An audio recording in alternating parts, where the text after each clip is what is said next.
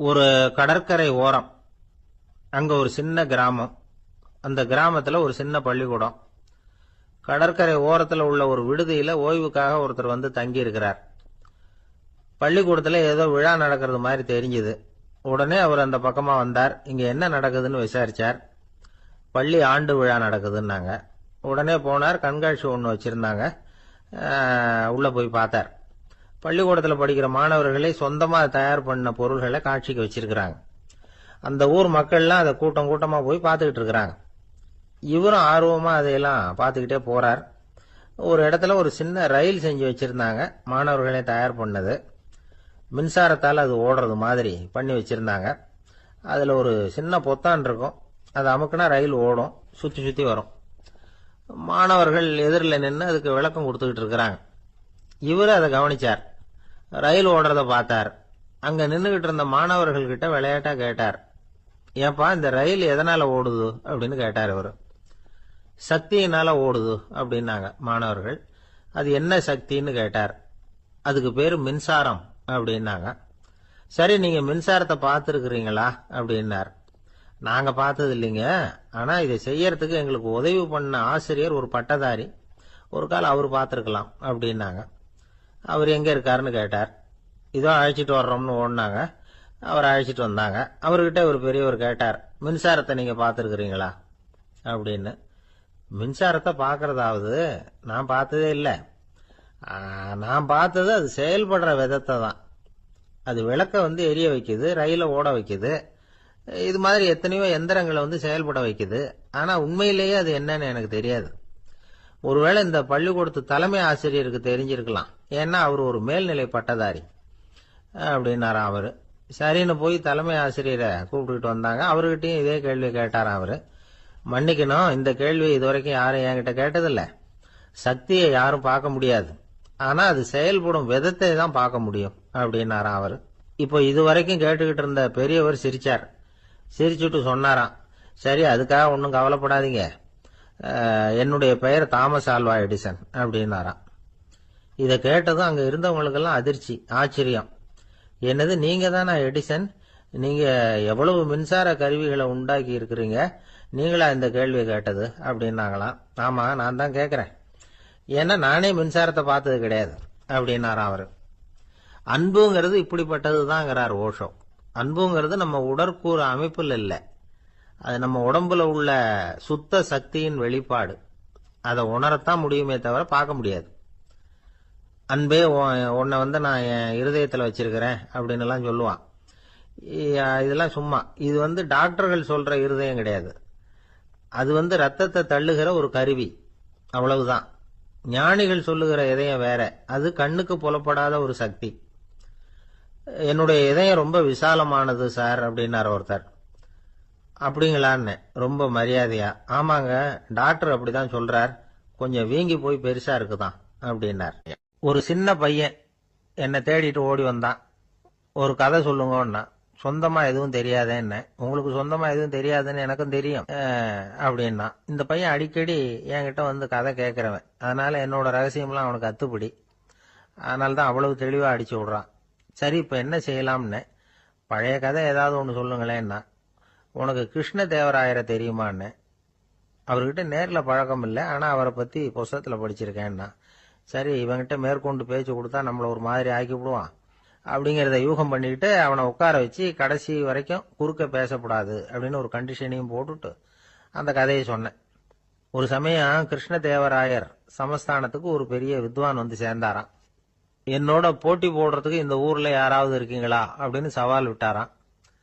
அந்த ஊர்ல இருந்த பெரிய பெரிய வித்வான்லாம் இது ஏதுனா வம்பா போச்சுன்னு நினைக்க ஆரம்பிச்சுட்டாங்க. யாரும் அந்த ஆளோட போட்டி போடுறதுக்கு தயாரா இல்லை. எல்லாரும் நடுங்கிக்கிட்டு இருக்கிறாங்க. அந்த நேரத்துல ஒருத்த மட்டும் தைரியமா முன்னுக்கு வந்தான். அது யாருன்னா தெனாலிராமன். அந்த சமஸ்தானத்துல விகட கவி அவன். என்ன அனுப்புங்க போட்டிக்கு, நான் ஜெயிச்சு காட்டுறேன்னா. உனக்கு அவ்வளவு தைரியம் இருக்குதா அப்படின்னு கேட்டாங்க. தைரியம் மட்டும்தான் என்கிட்ட இருக்குது, ஆனா தைரியம் இருந்தா அதிர்ஷ்டம் தேடிட்டு வருங்கிறது எனக்கு தெரியும் அப்படின்னா. அடுத்த நாள் போட்டி ஆரம்பமாச்சு. அந்த பெரிய வித்வான் வந்து நின்னார். தெனாலிராமன் எதிரில் வந்து நின்னா. அந்த வித்வான் ஊர் விரல காட்டினார். தென்னாலிராமன் பதிலுக்கு 2 விரல காட்டினான். வித்வான் 3 விரல காட்டினார். இவன் உடனே 4 விரல காட்டினான். உடனே 5 விரல காட்டினார் அவரு. தென்னாலிராமன் உடனே தன்னுடைய கை முஷ்டியை காட்டினான், கையை மூடி காட்டினான். அவ்வளவுதான். அந்த பெரிய வித்வான் கிருஷ்ணதேவராயர் காலில் விழுந்தார். நான் தோத்துட்டேன், என் தோல்வியை ஒத்துக்கிறேன் அப்படின்னு சொல்லிவிட்டார். கிருஷ்ணதேவராயர் அவரை தனியா அழைச்சிட்டு போய் என்ன நடந்ததுன்னு விசாரிச்சார். அந்த வித்வான் விளக்கம் கொடுத்தார். ஆண்டவன் ஒருவன் தான் உண்டுங்கிறத விளக்கறதுக்காக நான் 1 விரல காட்டினேன். அப்படி இல்ல, சக்தியை சேர்த்தா சக்தி சிவன் 2 பேர் உண்டுன்னு உங்க வித்வான் 2 விரல காட்டினார். மூர்த்திகள் 3 பேருங்கிறதுக்காக நான் 3 விரல காட்டினேன். வேதங்கள் 4ன்னு சொல்லி ஒரு 4 விரல காட்டினார். பஞ்சபூதங்கள் 5ன்னு நான் 5 விரல காட்டினேன். அதையெல்லாம் அடக்கி ஆளணும்னு சொல்லி அவர் கையை மூடி உறுதியா காட்டினாரு. அடடா, உங்க வித்வானுக்கு எப்பேற்பட்ட அறிவு! அவர் தான் ஜெயிச்சார், நான் தோத்துட்டேன் அப்படின்னார் அவர். அப்படி சொல்லிவிட்டு அவர் போயிட்டார். அதுக்கப்புறம் தெனாலிராமனை கூப்பிட்டு என்னப்பா நடந்தது அப்படின்னு கேட்டாராம். அதுக்கு தெனாலிராமன் விளக்கம் கொடுத்துருக்கிறான். அவன் முதல்ல என்ன கொன்னுடுவேன்னு அந்த வித்வான் 1 விரல காட்டினான். உடனே ஒரு 2 கண்ணையும் தோண்டி போடுவேங்கிறதுக்காக நான் 2 விரல காட்டினேன். உனக்கு நாமம் போட்டுருவேன்னு சொல்லி 3 விரல காட்டினான். அதை அழிச்சிருவேன்னு 4 விரல காட்டினேன். உன்னை அரைஞ்சிருவேன்னு அவன் 5 விரல காட்டினான். நான் உங்களை குத்தி போடுவேன்னு சொல்லி கையை மூடி காட்டினேன் அப்படின்னா. இப்ப பாருங்க, ஜெயிச்சது யார்? தைரியம் மட்டும் இருந்துட்டா அதிர்ஷ்டம் தானா தேடி வருங்கிறது எவ்வளவு உண்மையா போச்சு. அதனால நாம எப்பவும் தைரியமா இருக்கணும்னு சொல்லிவிட்டு என் எதிரில் கதை கேட்டுட்டு உட்காந்துருந்த சின்ன பையனை பார்த்தேன். அவன் என்னை நிமிர்ந்து பார்த்தான். அவன் தன்னோட கை கால் 2ஐயும் ஒரு மாதிரியா என் முன்னால தூக்கி 20 விரல காட்டினான். எனக்கு ஒன்றும் புரியல. இதுக்கு என்னப்பா அர்த்தம்னு கேட்டேன். இதே கதையை இதுக்கு முன்னாடி என்கிட்ட 20 தடவை நீங்க சொல்லியிருக்கீங்கன்னு அர்த்தம் அப்படின்னு. ஆந்திர நாட்டில் ஒரு அரசர் இருந்தார். அந்த அரசர்கிட்ட ஒரு அமைச்சர் இருந்தார். அந்த அமைச்சர் பேரு ராயண பாஸ்கர். அவர் ஒரு பெரிய அறிவாளி. அது மட்டும் இல்ல, மிகச்சிறந்த கொடையாளி. யார் வந்து எது கேட்டாலும் இல்லைன்னு சொல்ல மாட்டாராம். அதன் காரணமாகவே அவர்கிட்ட இருந்த செல்வம் நாளுக்கு நாள் குறைஞ்சிக்கிட்டே வந்துட்டு தான். கடைசியில குடும்பத்துக்குன்னு எதுவும் வைக்காமலே அவர் போய் சேர்ந்துட்டார். மகனும் இறந்துட்டார்.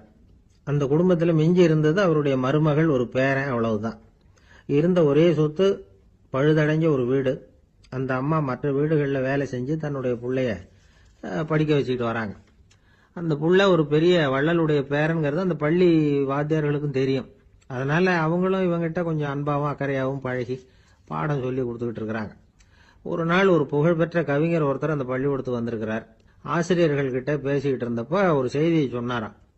ராயண பாஸ்கர்ங்கிற வள்ளல் எனக்கு நிறைய உதவிகள் செஞ்சிருக்கார். என்னை பாராட்டி பரிசுகள்லாம் கொடுத்துருக்கிறார். அந்த வள்ளல் வாழ்ந்த கிராமத்தை பார்க்கணுங்கிறதுக்காக தான் இப்போ இங்கே வந்திருக்கிறேன் அப்படின்னாராம். ஆசிரியர் உடனே இந்த பையனை கூப்பிட்டு, இதை பாருங்க, இவன் யார் தெரியுமா? நீங்க குறிப்பிடுகிற அந்த வள்ளலின் பேரன் அப்படின்னு அறிமுகப்படுத்தினாராம். கவிஞரின் கண்கள்ல ஆனந்த கண்ணீர். அந்த பரவச நிலையிலேயே அந்த வள்ளலை பற்றி கவி பாட ஆரம்பிச்சுட்டாராம்.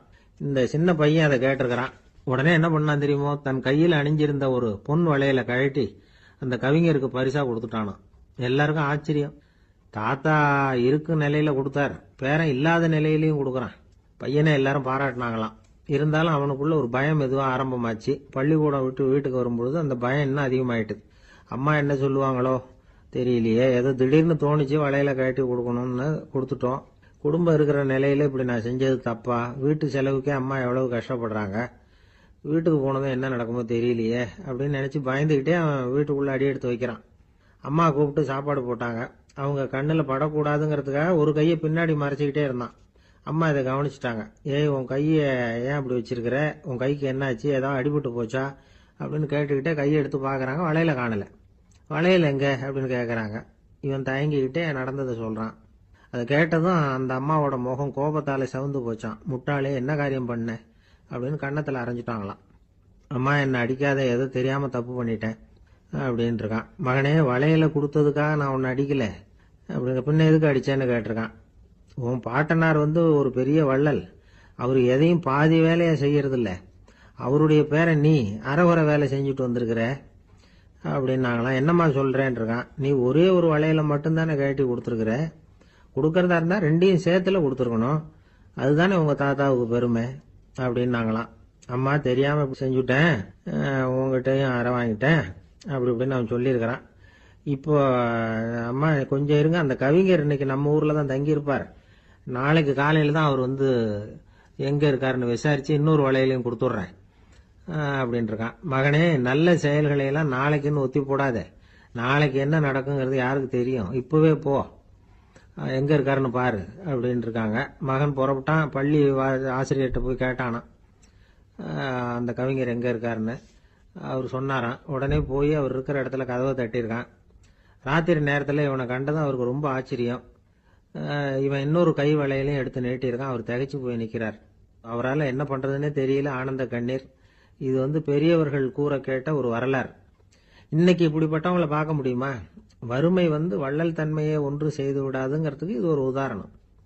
ஒருத்தன் இன்னொருத்தனை பார்த்து கேட்டானா, எங்கள் தாத்தா உங்கள் தாத்தாவுக்கு 100 ரூபா கடன் கொடுத்துருக்கிறார், அதை எப்போ திருப்பி கொடுக்க போறேன்னு. கவலைப்படாத, எங்க பேரன் அதை உங்க பேரன்ட்ட திருப்பி கொடுத்துருவான் அப்படின்னு நானும். ஒரு நண்பர் வந்தார். ரொம்பவும் இறுக்கமா உடை அணிஞ்சிருந்தார். அதாவது ஆடைக்குள்ள அவர் மாட்டிக்கிட்டு இருந்தது மாதிரி தெரிஞ்சது. ஏன் துணி குறைச்சலா எடுத்துட்டீங்களா அப்படின்னு கேட்டோம். இல்லைங்க, எனக்கு எப்பவுமே இறுக்கமா உடை அணியறது தான் பிடிக்கும் அப்படின்னார்.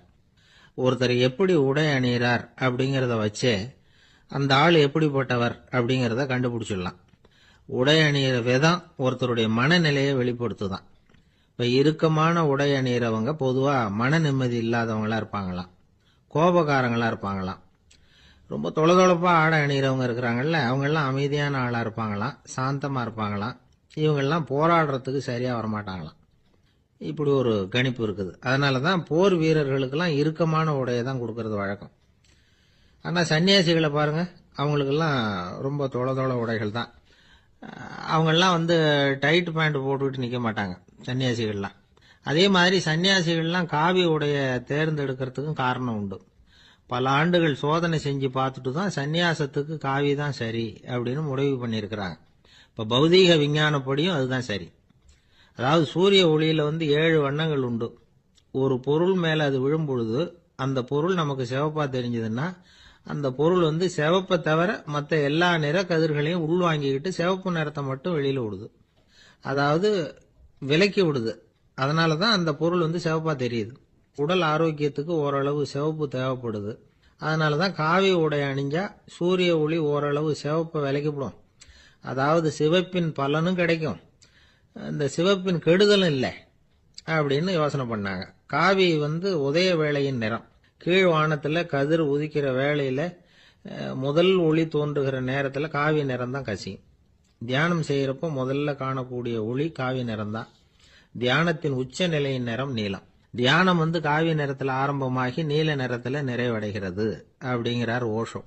நீலம் வந்து தியான சிகரம், காவி வந்து தியான ஆரம்ப குறியீடு, ஒரு சன்னியாசியின் ஆரம்ப தரிசனம் அப்படிங்கிறார் அவர்.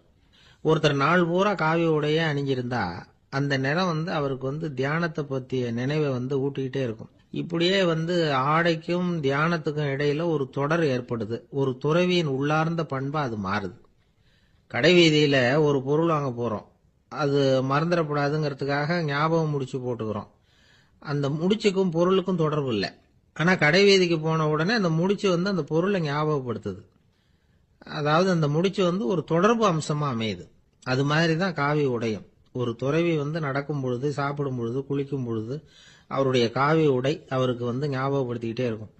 அது ஒரு நிலைப்படுத்தப்பட்ட நினைவாக ஞாபக முடிச்சாக மாறிடுது. காவி ஆடை இல்லைன்னா ஒருத்தரால துறவியாக முடியாதுன்னு அர்த்தம் இல்லை. அதே நேரத்துல காவி ஆடையால ஒன்னும் பிரயோஜனம் இல்லை, அதுல ஒன்னும் அர்த்தம் இல்லை அப்படின்னு சொல்லிட முடியாது. இதுதான் உண்மை. இவ்வளவு தூரம் காவி ஆடையை பத்தி சொல்றதுனால எல்லாரும் சன்னியாசியா போடுங்கோ அப்படின்னு நாம சொல்றதாக யாரும் நினைச்சிடக்கூடாது. மனசுக்கும் நிறத்துக்கும் உள்ள சம்பந்தத்தை தெரிஞ்சுக்கிறதுக்காகத்தான் இவ்வளவும். நமக்கு தெரிஞ்ச நண்பர் ஒருத்தர் இருக்கிறார், ஆபீஸ்ல வேலை பார்க்கிறவர். ஒவ்வொரு மாசமும் 20ஆம் தேதிக்கு பிறகு அவரை போய் பாத்தீங்கன்னா காவி உடை அணிஞ்சுக்கிட்டு, கண்ணை மூடிக்கிட்டு, கை ரெண்டையும் விரிச்சு வச்சுக்கிட்டு தியானத்திலேயே உட்காந்துருப்பார். ஏன் இப்படி பண்றீங்கன்னு கேட்டேன். அதாவது 20ஆம் தேதிக்கு பிறகு என் கையில ஒரு பைசா கூட கிடையாது, ஒரு சன்னியாசி லெவல்ல இருக்கிறேன், என்கிட்ட எதுவும் செலவுக்கு கேட்காத அப்படின்னு என் மனைவிக்கு நாசூக்கா உணர்த்துறதுக்காக அப்படி உட்கார்ந்துருப்பேன் அப்படின்னு விளக்கம் கொடுக்கிறார். இன்பம் துன்பம் இது ரெண்டும் சேர்ந்ததுதான் வாழ்க்கை. இது எல்லாரும் சொல்லிட்டு இருக்கிற ஒரு உண்மை. அது சரி, இது ரெண்டும் வர்றதுக்கு என்ன காரணம்? துறவி ஒருத்தர் யோசிச்சு பார்த்திருக்கார். இன்ப துன்பம் தோன்றுவதற்கு முக்கியமா 6 காரணங்கள் உண்டு அப்படிங்கிறார் அவர். அது என்னங்கிறத நாமளும் தெரிஞ்சு வச்சுக்குவோமே. இப்ப முதல் காரணம் சுயநலம். ஒரு தாயார் தன்னுடைய சுயநலம் கருதி தன்னுடைய மகன் இன்பமா இருக்கணும்னு ஆசைப்படுறாங்க. மகனும் அப்படியே ஆசைப்படுறான். அதனால தாயாரின் இன்ப துன்பங்களை பார்த்துட்டு மகனும் இன்ப துன்பம் அடையிறான். அந்த அம்மாவுக்கும் அதே நிலைமை தான். 2வது காரணம் உறவு. நான் துறவியான பிறகு கூட உறவுங்கிற காரணத்தினால தான் தாயாருடைய சுக துக்கங்களை கண்டு நானும் சுக துக்கம் அடைகிறேன். என் தாயாருடைய நிலைமையும் இதுதான் அப்படிங்கிறார் ஒரு துறவி. 3வது காரணம் என்னன்னா அறிமுகம். எனக்கு அறிமுகமான ஒருத்தரை ரயில் நிலையத்தில் சந்திக்கிறேன். அவர் தன்னுடைய பணப்பையை எங்கேயோ தொலைச்சுவிட்டு வருத்தப்பட்டு இருக்கிறார். நானும் வருத்தப்படுறேன். அந்த சமயத்தில் யாரோ ஒருத்தர் இதுதானே அவங்க பணப்பை அப்படின்னு சொல்லி கொண்டாந்து நீட்டுறார். பணப்பையை தொலைச்சவர் சந்தோஷப்படுறார். நானும் சந்தோஷப்படுறேன். இது அந்த துறவி சொல்ற அனுபவம். 4வது காரணம் என்னன்னா கருணை. எனக்கு முன்னே பின்ன தெரியாத ஒருத்தனை யாரோ ஒருத்தன் அடிச்சு காயப்படுத்தி போடுறான். கருணை காரணமா நான் அதுக்காக துக்கப்படுறேன். 5வது காரணம் எதையும் நம்புறது. ஒரு பசுமாட்டை ஒரு முரணை அடிச்சுக்கிட்டு இருக்கிறான் அப்படின்னு ஒருத்தர் நம்மகிட்ட சொல்றாருன்னு வைங்க, உடனே நான் துக்கப்படுறேன். இன்னொருத்தர் அந்த முரணனை போலீஸ்காரங்க பிடிச்சிட்டு போயிட்டாங்கன்னு சொல்லி சொல்றாரு. நான் உடனே சந்தோஷப்படுறேன். 3வதா ஒருத்தர் முதல் 2 பேரும் சொன்னது பொய்யுங்கிறார். அப்ப நான் இன்ப துன்பம் 2மே இல்லாம நிம்மதியா இருக்கிறேன். இது ஒரு விதம். அடுத்தது 6வது காரணம் என்னன்னா தன்மயமாகுதல். ஒரு நாவல் படிச்சுக்கிட்டு இருக்கிறோம். அதுல வர்ற பாத்திரங்களோட நாம ஒன்றி போயிடுறோம். அதுல வர்ற பாத்திரங்கள் சிரிச்சுதுன்னா நாமளும் சிரிக்கிறோம், அது அழுதுன்னா நாமளும் அழறோம். அதெல்லாம் அந்த துறவி சொல்ற அனுபவ உண்மைகள். இன்ப துன்பம் இது 2ம் தோன்றுவதற்கு சுயநலம், உறவு, அறிமுகம், கருணை, எதையும் நம்புறது, தன்மயமாகிறது, இது எல்லாம் தான் முக்கிய காரணம் அப்படின்னு அவர் சொல்றார். ஆக கூடி ஒட்டு மொத்தமா யோசனை பண்ணி பார்த்தா பிற பொருள்கள் மீது பற்றுதல் காரணமா தான் நாம இன்ப துன்பம் அடையிறோம் அப்படிங்கிறத புரிஞ்சுக்க முடியுது. மனுஷன் இன்ப துன்பம் அடையறதுக்கு 7வது காரணம் கூட ஒன்று உண்டு அப்படின்னு சொல்லிட்டே வந்தார் ஒருத்தர். அது என்ன அப்படின்னு கேட்டோம். அதுதான் சார் இந்த நீங்க சொல்லிட்டு வர்ற இன்று ஒரு தகவல்னார். எப்படி சொல்றீங்கன்னு கேட்டோம். இன்று ஒரு தகவல் கேட்க ஆரம்பிக்கிறப்போ மனசுல இன்பம், ஆரம்பிச்ச உடனே இது ஏற்கனவே கேட்ட சமாச்சாரமாச்சே அப்படின்னு நினைக்கிறப்போ துன்பம் அப்படின்னு அதுக்கு ஒரு விளக்கம் கொடுத்தாரு. ஒரு சன்னியாசி அவரு ஒரு நாள் ஒரு கனவு கண்டாராம். அந்த கனவுல அவர் சொர்க்கத்துக்கு போறார். அங்க ஒரு பெரிய திருவிழா நடந்துகிட்டு இருக்குது. எங்க பார்த்தாலும் அலங்கார வளைவுகள், வண்ணமயமான விளக்குகள், பாதைகள் பூரா மலர்கள், எல்லா கட்டடங்களும் ஒளிமயம். அவ்வளவு கோலாகலமா பிரம்மாண்டமா அந்த திருவிழா நடந்துகிட்டு இருக்குது. அது என்ன திருவிழாங்கிறது இந்த சன்னியாசிக்கு புரியல. அங்க எதிரில் வந்துகிட்டு இருந்த ஒருத்தரை நிறுத்தி என்ன விசேஷம் இங்க அப்படின்னு விசாரிச்சாராம். உனக்கு தெரியாத விஷயம், இன்னைக்கு இறைவனுக்கு பிறந்த நாள், அதைத்தான் எல்லாரும் சேர்ந்து கொண்டாடுறோம். இதுக்காக பிரம்மாண்டமான ஊர்வலம் ஒண்ணு வரப்போகுது. இறைவனே அந்த ஊர்வலத்துல கலந்துகிறார் அப்படின்னார் அவரு. உடனே அந்த சன்னியாசி ஒரு மரத்து நிழல்ல ஒதுங்கி நின்றுகிட்டார். ஊர்வலம் வந்துகிட்டு இருக்குது. முதல்ல ஒரு குதிரை வந்துகிட்டு இருக்கு. அது மேல ஒருத்தர் உட்காந்துருக்கிறார். அவருக்கு பின்னாடி நிறைய பேர் கூட்டமா வந்துகிட்டு இருக்கிறாங்க. இவ்வளவு கூட்டம் இவர் பின்னாடி வருதே, யார் இவரு அப்படின்னு கேட்டார். ஒரு மதத்தின் பெயரை சொல்லி இவர் அந்த மதத்தின் தலைவர், அவரை பின்பற்றுகிற மக்கள் கூட்டம் பின்னாடி வந்துகிட்டு இருக்குது அப்படின்னு விவரம் சொல்லி இருக்கிறாங்க. இவங்களுக்கு அடுத்தபடியா இன்னொரு குதிரையில ஒருத்தர் வந்துகிட்டு இருக்கிறார். அவருக்கு பின்னாடி ஏகப்பட்ட கூட்டம். இவர் யாருங்க அப்படின்னு கேட்டிருக்காரு சன்னியாசி.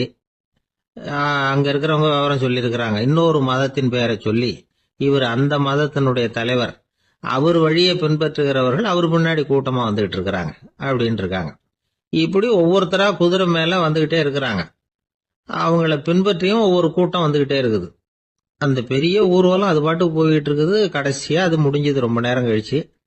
அதுக்கப்புறம் கொஞ்ச நேரம் கழிச்சு ஒரு வயசான ஆள் குதிரை மேல வந்துகிட்டு இருக்கிறார்.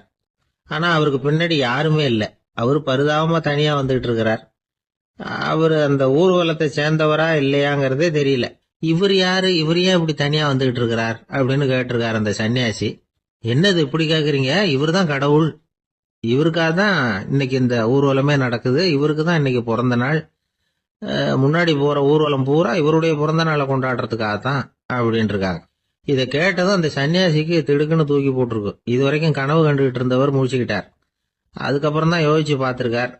உண்மைதான். மக்கள் எல்லாரும் பக்தி மார்க்கத்துல போறதா நினைச்சுக்கிட்டு பாதம் மாறி போயிட்டு இருக்கிறாங்க. கடவுளை பின்பற்றுவதாக நினைக்கிறாங்க பக்தர்கள். ஆனா கடவுளுக்கு பின்னாடி யாருமே இல்ல. இன்னமும் இயல்பா இதை பத்தி யோசிச்சு பார்த்தா உண்மைக்கு பின்னாடிதான் நான் போய்கிட்டு இருக்கேன் அப்படின்னு நிறைய பேர் சொல்றாங்க. ஆனா அந்த உண்மை அனாதையா போய்கிட்டு இருக்குது. அப்படி ஆயிட்டுது உலகம். இந்த காலத்திலயும் ஒரு ஊர்வலம். ஒரு பெரிய மனுஷருக்கு பிறந்த நாள் விழா. அவரு குதிரை மேல ஏறி முன்னாடி போயிட்டு இருக்கிறார். அவருக்கு பின்னாடி ஒரு 100 பேர் தொண்டர்கள். அவங்க பாட்டுக்கு போறாங்க. எல்லாம் பணம் கொடுத்து ஏற்பாடு பண்ணவங்க. எல்லாம் பணம் வாங்கிட்டு முன்னாடி போயிட்டு இருக்கிறாங்க. கொஞ்ச தூரம் நடந்ததும் கால் வலிக்க ஆரம்பிச்சுட்டுது. ஒவ்வொருத்தரும் அப்படியே ஒதுங்க ஆரம்பிச்சுட்டாங்க. அதான் முன்னாடியே பணம் கிடைச்சிட்டுதே, இனிமே ஒதுங்கினா என்னன்னு ஒதுங்கிட்டாங்க. ஒரு கட்டத்துல குதிரையில போறவர் தற்செயலா திரும்பி பாக்குறாரு. பின்னாடி யாருமே இல்ல. எல்லாரும் ஓடி போட்டாங்க. ஒரே ஒரு ஆள் மட்டும் ரொம்ப விசுவாசமா பின்னாடி நடந்து வந்துகிட்டு இருந்தான். ஏன்பா நீ மட்டும் வந்துகிட்டு இருக்கிறியே, நீ வீட்டுக்கு போகலையான்னு கேட்டிருக்காரு அவரு. நீங்க அந்த குதிரையையும் அதுக்குள்ள வாடகை பணத்தையும் கொடுத்துட்டீங்கன்னா நானும் போயிடுவேன் அப்படின்னு நானும். இந்த ஆள் கடற்கரை ஓரமா ஒரு பெரியவர் கையால மணலை கீறிக்கிட்டே உட்காந்துருக்கிறார். என்னத்தையும் தேடிட்டு இருக்கிறது மாதிரி தெரிஞ்சது. மெதுவா கிட்டத்துல போய் என்னத்தை தேடிட்டு இருக்கிறீங்க அப்படின்னு கேட்டோம். அவரு சாவகாசமா நிமிர்ந்து பார்த்து நிம்மதியை தேடிட்டு இருக்கிறேன்னார். நாங்க ஒரு மாதிரி ஆயிட்டோம். இருந்தாலும் சமாளிச்சுக்கிட்டு, சார் மணல்ல கிழிஞ்சல் தான் கிடைக்கும், நிம்மதி கிடைக்காது அப்படின்னோம். சரி இன்னைக்கு வசமா நம்ம கிட்ட ஒரு ஆள் மாட்டிக்கிட்டார் அப்படின்னு நினைச்சு அவர் பக்கமா போய் உட்காந்துக்கிட்டு கதை சொல்ல ஆரம்பிச்சிட்டோம். ஒரு பெரிய மன்னர் இருந்தார். அவருக்கு எல்லா வசதியும் இருந்தது. இருந்தாலும் ஒரே ஒரு குறை. அது என்னன்னா நிம்மதி இல்லைங்கிற குறை. அரண்மனையில தினமும் கலை நிகழ்ச்சி, நாட்டியம் எல்லாம் நடந்துகிட்டு தான் இருந்தது. இருந்தாலும் நிம்மதி இல்லை. சரி நிம்மதி எங்க கிடைக்கும் அப்படின்னு தேட ஆரம்பிச்சார். உடனே அதுக்கான முயற்சிகள்ல தீவிரமா இறங்கினார். நாட்டுல உள்ள தத்துவ மேதைகளை எல்லாம் கூப்பிட்டுட்டு வர சொன்னார். எல்லாரும் சேர்ந்தாங்க. அவங்கள பார்த்து நிம்மதி எங்க இருக்குது அப்படின்னு விசாரிச்சார். அவங்களுக்கு அது தெரிஞ்சா ஏன் இப்படி ராஜா முன்னாடி நின்றுட்டு இருக்க போறாங்க? ராஜாவோட கேள்விக்கு ஒவ்வொருத்தரும் ஒவ்வொரு மாதிரி விளக்கம் கொடுக்க ஆரம்பிச்சிட்டாங்க. எந்த பதிலும் ராஜாவுக்கு திருப்தி அளிக்கக்கூடிய அளவுக்கு இல்ல. சரி போயிட்டு வாங்கன்னு சொல்லி அவங்களை எல்லாம் அனுப்பி வச்சுட்டார். ஒரு நாள் அவர் மாளிகையில உப்பரிகையில நின்றுட்டு இருக்கிறார். அந்த சமயத்துல தெருவுல ஒரு பிச்சைக்காரன் ரொம்ப உல்லாசமா பாட்டு பாடிக்கிட்டே போயிட்டு இருக்கிறான். குரல்ல ஒரு சந்தோஷம், நடையில ஒரு மிடுக்கு. அவங்கிட்ட கொஞ்சம் கூட கவலை இருக்கிறதா தெரியல. உடனே ராஜா அதை பார்த்தார். ஏவலாளிகளை கைதட்டி கூப்பிட்டார். உடனே ஓடி போய் அந்த பிச்சைக்காரனை இங்க அழைச்சிட்டு வாங்கன்னு உத்தரவு போட்டார். இவங்க உடனே ஓடி போய் அவனை கூப்பிட்டாங்க. அரண்மனைக்கு வாழ்ந்தாங்க. அவன் வரல. அரண்மனைக்குள்ள அடி எடுத்து வைக்க மாட்டேன்னு சொல்லிவிட்டான். ராஜா கிட்ட விஷயத்தை சொன்னாங்க. அவருக்கு ரொம்ப ஆச்சரியம், இப்படி ஒரு ஆள் இருக்கிறானா அப்படின்னு. சரி அவன் என்னதான் சொல்றான் அப்படின்னு விசாரிச்சார். இவங்க மறுபடியும் தெருவுக்கு போய் கேட்டாங்க. என்ன பார்க்கணும்னா ராஜா விருப்பப்பட்டாருன்னா அவரை வேணும்னா இங்க வர சொல்லுங்க அப்படின்னு சொல்லிவிட்டான். அதை ராஜா கிட்ட சொன்னாங்க. அவருக்கு கோபம் வரல. இவ்வளவு சுதந்திர உணர்வோட இருக்கிறவன் சாதாரண ஆளா இருக்க முடியாது அப்படின்னு நினைச்சார். உடனே கிடுகிடுன்னு இறங்கி தெருவுக்கு வந்தார். பிச்சைக்காரங்கிட்ட போனார்.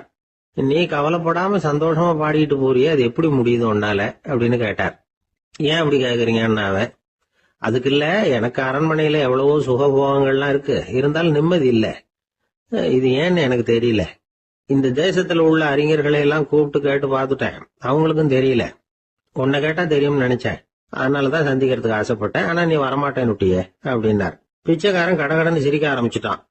மகிழ்ச்சிக்கும் உங்களுக்கும் தடையா இருக்கிறது இந்த மாளிகை தான். இதை விட்டுட்டு வெளியில வந்துட்டா நிம்மதி தேடிட்டு வந்துரும்னா. நான் அரசன், எனக்குன்னு கடமைகள் இருக்கு, அதையெல்லாம் விட்டுட்டு எப்படி வர முடியும்னார் ராஜா. ரெண்டும் ஒரே நேரத்துல கிடைக்கணுங்கிறது முடியாத காரியம். உங்க சுகபோகத்துக்கு விலையாதான் உங்க நிம்மதியை கொடுத்துக்கிட்டு இருக்கிறீங்க. என்ன பாருங்க, என்கிட்ட எதுவும் இல்ல, அதனால எதுவும் போயிடுமோங்கிற பயமும் இல்ல, நிம்மதியா இருக்கிறேன் அப்படின்னா அவன். ராஜா உடனே சந்தோஷப்பட்டு தன்னுடைய மேலங்கியை எடுத்து அவனுக்கு பரிசா கொடுத்தாரான். அவன் சிரிச்சுக்கிட்டே அதை வாங்க மாட்டேன்னு விட்டானா. இதை நீங்க எனக்கு கொடுக்கறதுனால எந்த பயனும் இல்ல, அதே நேரத்துல அதை வாங்கிட்டேன்னா அடுத்த வினாடியிலிருந்து அதை எப்படி காப்பாத்துறதுங்கிற கவலை எனக்கு சேர்ந்துரும். அப்புறம் தூக்கம் வராது, நிம்மதி போயிடும் அப்படின்னானா. சொல்லிவிட்டு அவன் பாட்டுக்கு சந்தோஷமா பாடிட்டே போயிட்டான்.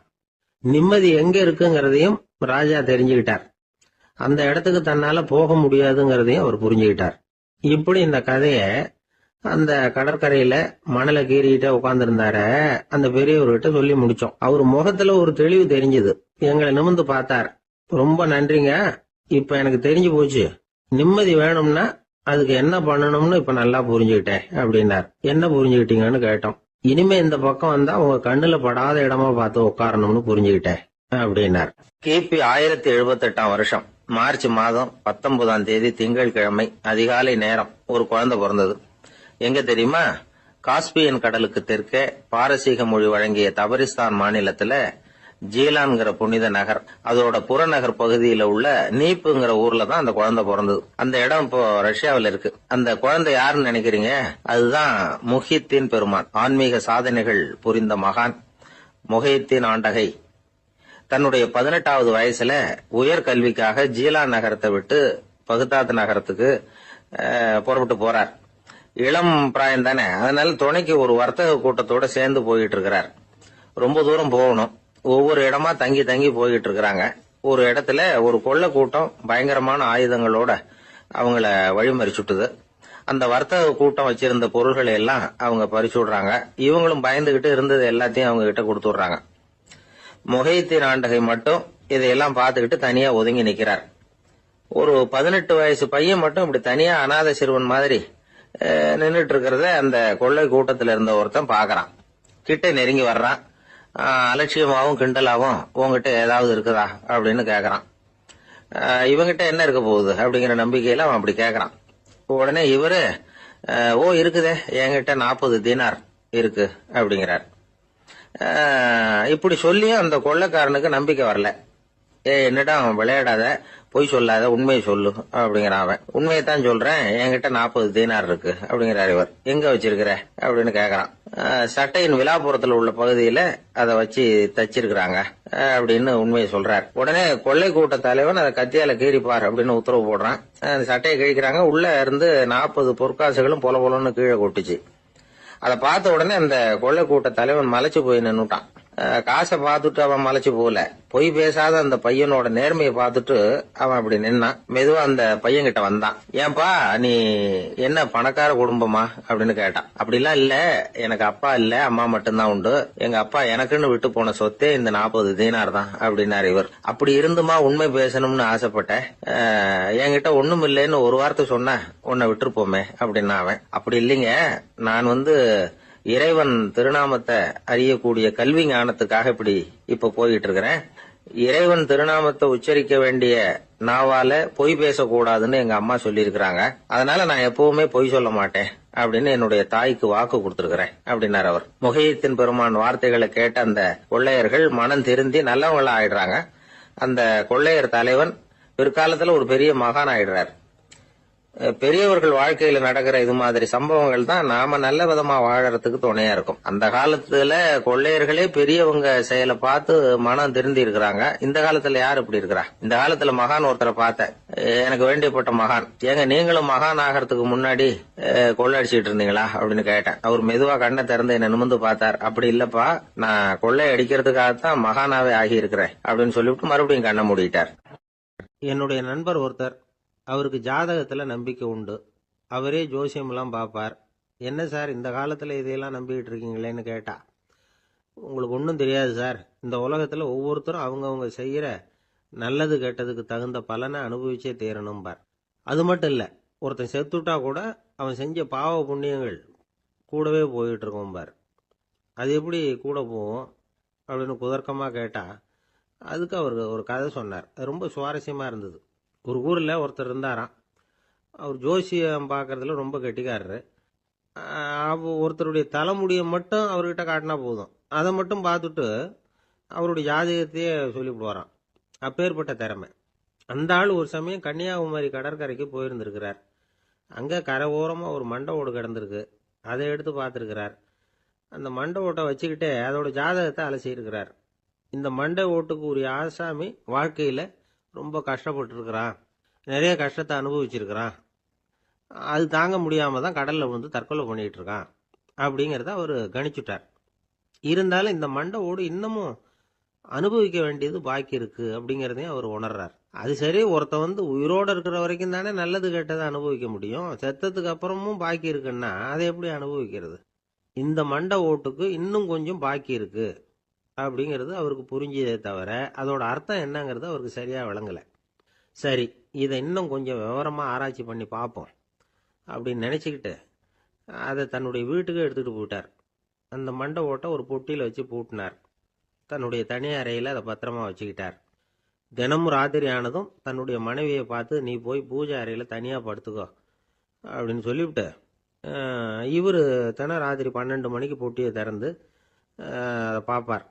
மண்டை ஓடு அப்படியே இருந்ததே தவிர இன்னும் கொஞ்சம் பாக்கி இருக்குங்கிறதுக்கு அர்த்தம் அவருக்கு விளங்கலை. அந்த மண்டை ஓட்டுக்கு இன்னும் என்ன பாக்கி இருக்க போகுது? இப்படியே ஒரு 10 நாள் போச்சு. அந்த வீட்டம்மாவுக்கு சந்தேகம் வந்துட்டுது. நம்ம வீட்டுக்காரர் நம்மளை தனியாக ஏன் தூங்க சொல்கிறார் அப்படிங்கிற சந்தேகம். உடனே பக்கத்து வீட்டு அம்மா கிட்ட விஷயத்தை சொல்லியிருக்கிறாங்க. அந்த அம்மா உடனே, நீ கவலைப்படாத, நான் கண்டுபிடிச்சி சொல்கிறேன்னு சொல்லிவிட்டாங்களாம். அன்னைக்கு ராத்திரியே ஜன்னல் வழியாக எட்டி பார்த்துருக்குறாங்க. இந்த ஆள் மண்டை ஓட்டை கையில் வச்சுக்கிட்டு அதை திருப்பி திருப்பி அப்படியும் அப்படியும் பார்த்துக்கிட்டு இருந்தது தெரிஞ்சுட்டுது. மறுநாள் காலையில் அவரோட மனைவியை பார்த்தாங்க. ஏம்மா, உன் வீட்டுக்காரருக்கு நீ முதல் மனைவியா 2வது மனைவியா அப்படின்னு கேட்டாங்க. எனக்கு தெரிஞ்ச வரைக்கும் நான் ஒருத்தி தான் அவருடைய மனைவின்னாங்க. அப்படி இல்லை, நீ அவருக்கு 2வது மனைவி. முதல் மனைவியின் மண்டை ஓடு தான் அவர் கையில் இருக்குப்போ, அதை தான் அவர் தினமும் ராத்திரியில் எடுத்து பார்த்துக்கிட்டு இருக்கிறாரு அப்படின்னு விட்டாங்க அந்த அடுத்த வீட்டம்மா. அப்படியா விஷயம்னு சொல்லிவிட்டு கணவன் வீட்டில் இல்லாத நேரமாக பார்த்து அந்த மண்டை ஓட்டை எடுத்து கொண்டாந்து ஒரு உரல்ல போட்டு உலக்கையால் குத்தி நொறுக்க ஆரம்பிச்சுட்டுது அந்த அம்மா. வெளியே போயிருந்த அந்த ஆள் அப்போ தான் உள்ளே நுழைஞ்சார். மண்டை ஓடு உலக்கை கிட்ட குத்து வாங்கிட்டு இருக்கு. அது அனுபவிக்க வேண்டியது இன்னும் கொஞ்சம் பாக்கி இருக்கு அப்படிங்கிறதுக்கான அர்த்தம் எனக்கு இப்போதான் புரிஞ்சுதுன்னாராம் அவர். இந்த கதையிலிருந்து நாம் இன்னொரு நீதியையும் புரிஞ்சுக்கணும். அதாவது நம்ம வீட்டை பற்றி நமக்கு தெரியாததெல்லாம் அடுத்த வீட்டுக்காரங்களுக்கு நல்லா தெரியும். ஆஃபீஸ் முடிஞ்சு வீட்டுக்கு போகிற சமயத்தில் ஒருத்தர் கடைக்கு போய் ஸ்வீட் வாங்கினார். சரி, வீட்டுக்கு பிள்ளைங்களுக்கு தான் வாங்கிட்டு போகிறார் அப்படின்னு மற்றவங்க நினச்சாங்க. அவர் அப்படி செய்யலை. அந்த இடத்துலையே பொட்டலத்தை பிரித்தார். திருட மாதிரி அப்படியே சுற்றி ஒரு தரம் பார்த்துக்கிட்டார். யாரும் தெரிஞ்சவங்க இல்லைங்கிறத முடிவு பண்ணிவிட்டு அவசரமாக அதை அப்படியே போட்டு முழுகிவிட்டு கையை தொடச்சிக்கிட்டு நல்ல பிள்ளை மாதிரி நடந்து போக ஆரம்பிச்சிட்டார். அவர் யாருன்னா, அவரோட பிரச்சனை எல்லாருக்கும் தெரியாது, சில பேருக்கு தான் தெரியும். அதாவது அவர் உடம்புல சர்க்கரை இருக்குன்னு டாக்டர் சொல்லிவிட்டாராம். அதனால் வீட்டில் சர்க்கரையே இவர் கண்ணில் காட்டுறதில்ல. அதனால் இவர் யார் கண்ணிலையும் படாமல் இப்படிப்பட்ட வேலைகள்லாம் செய்கிறது வழக்கம். யாருக்கும் தெரியாமல் இப்படி ஸ்வீட்டை வாங்கி சாப்பிட்டுட்டு அவர் பாட்டுக்கு போயிடுறது. இப்படிப்பட்டவங்களுக்கெல்லாம் கொஞ்சம் ஆறுதலான தகவல் இன்னைக்கு. அது என்னென்னா, நாம் சாப்பிட்ற சர்க்கரைக்கும் நம்ம உடம்புல உள்ள சில கோளாறுகளுக்கும் அப்படி என்ன தான் சம்மந்தம் இருக்குது. இதை பற்றி சமீபத்தில் சில ஆராய்ச்சிகள்லாம் நடந்திருக்குது. ஏன்னா சர்க்கரைன்னாவே விஷம் மாதிரி அதை பார்க்குறவங்களும் சில பேர் உண்டு. சின்ன பிள்ளைங்களுக்கு வயத்தில் பூச்சி உண்டாகிறதுலேருந்து பெரியவங்களுக்கு நீரிழிவு வர்ற வரைக்கும் எல்லாத்துக்கும் சர்க்கரை தான் காரணம்னு சொல்லிகிட்டு இருக்கிறோம்.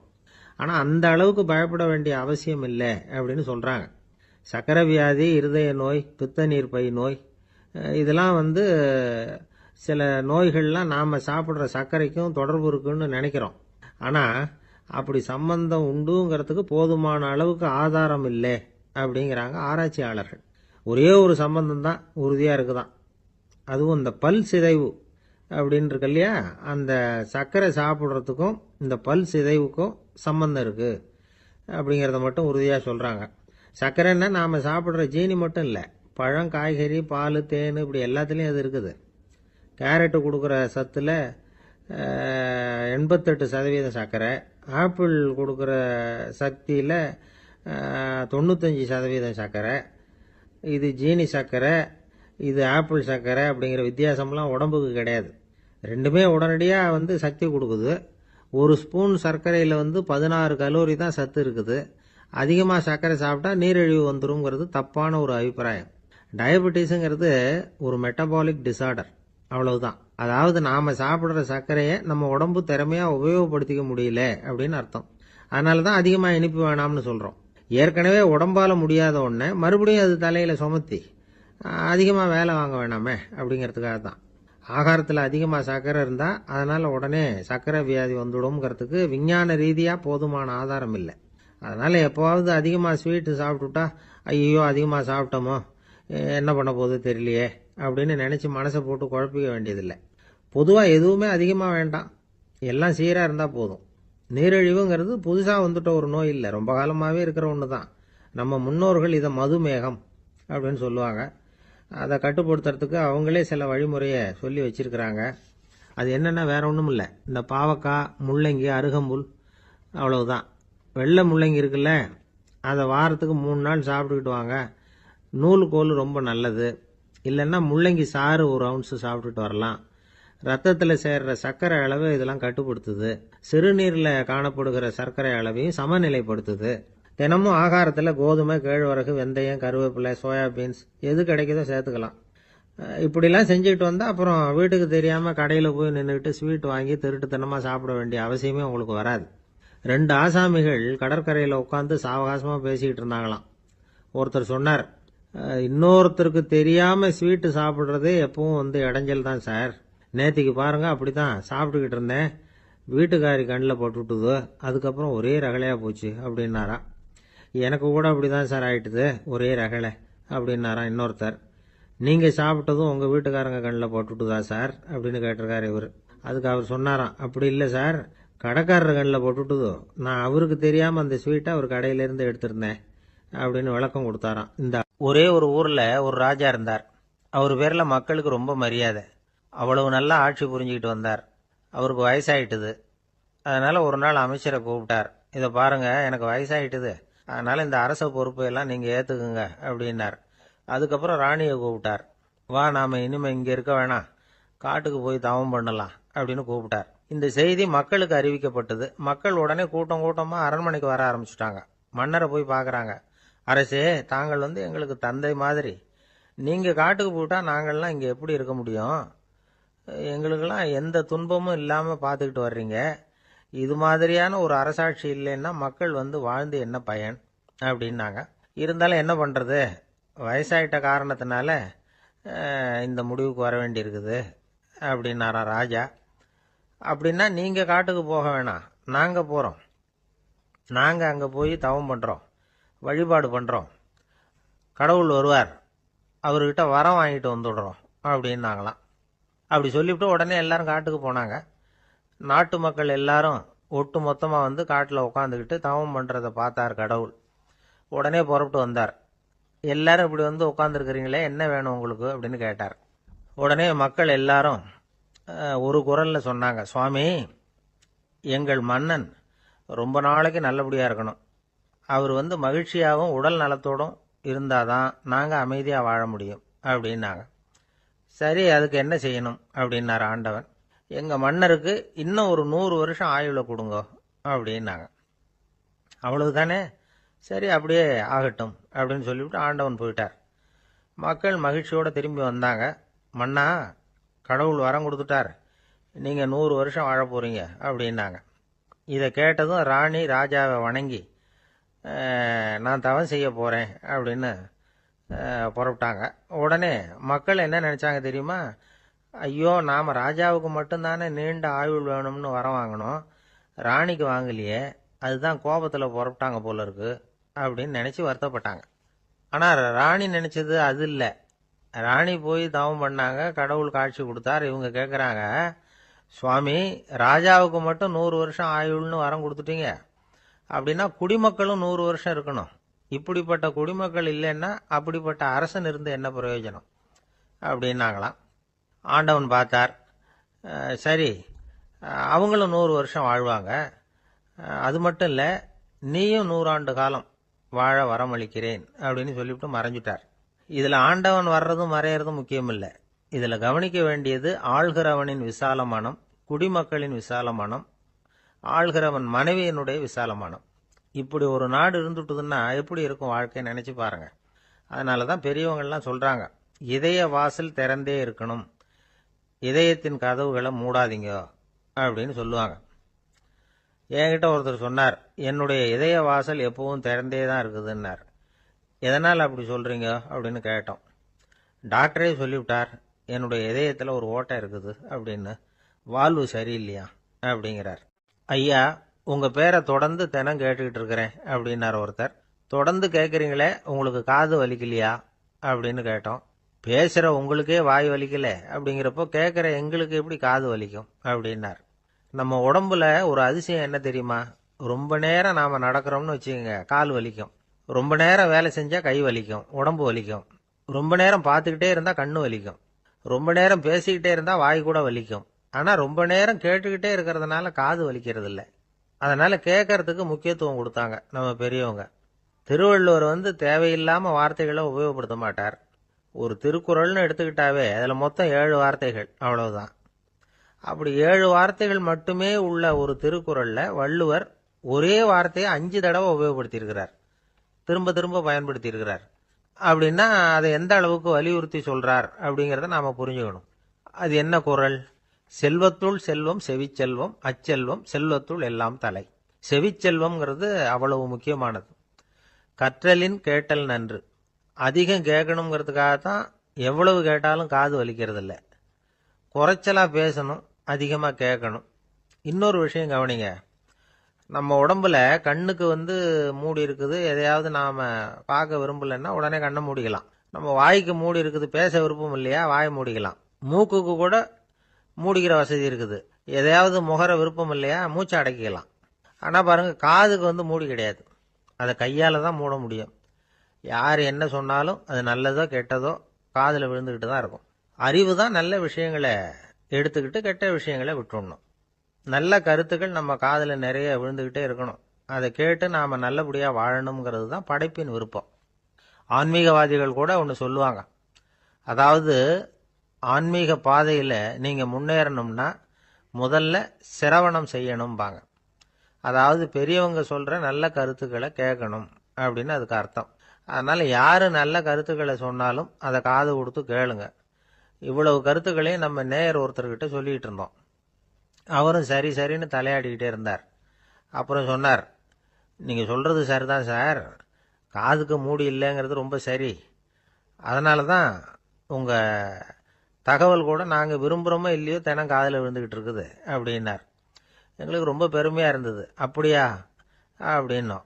ஆனாலும் என்ன மாதிரி சில பேர் நீங்க தகவல் சொல்ற சமயத்துல காதுல மூடி இல்லையேன்னு சொல்லி கவலைப்படுறதில்ல சார் அப்படின்னார். ஏன்னு கேட்டோம்.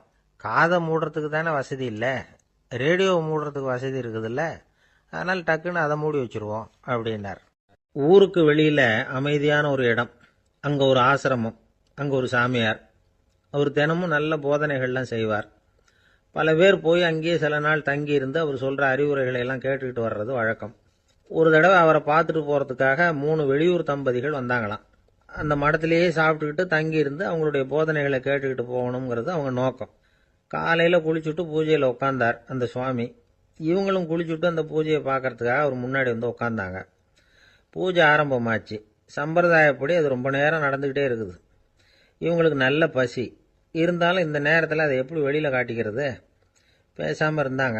அந்த சுவாமி பூஜையை முடிச்சார். அதுக்கப்புறம் பேச ஆரம்பிச்சார். பேச்சு அருமையாக தான் இருந்தது, அமிர்தமாக தான் இருந்தது. இருந்தாலும் இவங்களுக்கு இருக்கிற வயிற்று பசி அது சரியாக கவனிக்க விடலை. அந்த சுவாமியே இதை கவனிச்சதா தெரியல. இவங்களுக்கு மனசுக்குள்ள ஒரு எண்ணம், உள்ள சாப்பாடு தயாராகிட்டு இருக்கும் போல இருக்கு, இந்த பேச்சு முடிஞ்சது நம்மளை உள்ள அழைச்சிட்டு போய் சாப்பாடு போடுவாங்கன்னு நினைக்கிறோம் அப்படின்னு இவங்களாம் நினச்சிக்கிட்டாங்க. ஆனால் சுவாமி இதை பற்றி எதுவுமே பேசலை, கண்டுக்கல. ஒரு அம்மாவால் அதுக்கு மேலே சும்மா இருக்க முடியுமா? முடியல. சாப்பாட்டை கவனிக்கலாமா அப்படின்னு சொல்லி மெதுவாக ஆரம்பிச்சாங்க. ஓ கவனிக்கலாமே அப்படின்னு உள்ள அழைச்சிட்டு போனார் சுவாமி. இவங்க ரொம்ப அவசரமாக எழுந்திருச்சு உள்ள ஓடினாங்க. அங்கே ஒரு மேஜை மேலே ஒரு கிண்ணம் மூடி இருந்தது. ஓ இதுதான் சாப்பாட்டு மேஜை போல இருக்கு, இங்கே சாப்பாடு வந்துடும் அப்படின்னு நினைச்சாங்க. உடனே போய் சுற்றி உட்காந்துக்கிட்டாங்க. சுவாமி அந்த கிண்ணத்தை எடுத்து அந்த அம்மா கிட்ட கொடுத்தார். அவங்க அதை வாங்கி மூடியை திறந்து பார்க்குறாங்க. உள்ள ஒரு சாவி இருக்குது. ஓ சரிதான், இது சமையலறை சாவி போல இருக்கு, அங்கே போய் அதை திறந்து சாப்பாட்டை நாமே எடுத்துக்கிட்டு இங்கே வச்சுக்கிட்டு சாப்பிடணும் போல இருக்கு அப்படின்னு நினைச்சாங்க. சாவி இருக்கு இல்லையா, வாங்க பூட்டின அறையை காட்டுறேன் அப்படின்னு சுவாமி அவங்கள அழைச்சிட்டு போனார், காட்டினார். இவங்க அந்த அறையை ரொம்ப ஆவலோட திறந்தாங்க. உள்ள பார்த்தா அங்கே அரிசி பருப்பு விதவிதமான காய்கறி எல்லாம் இருக்கு.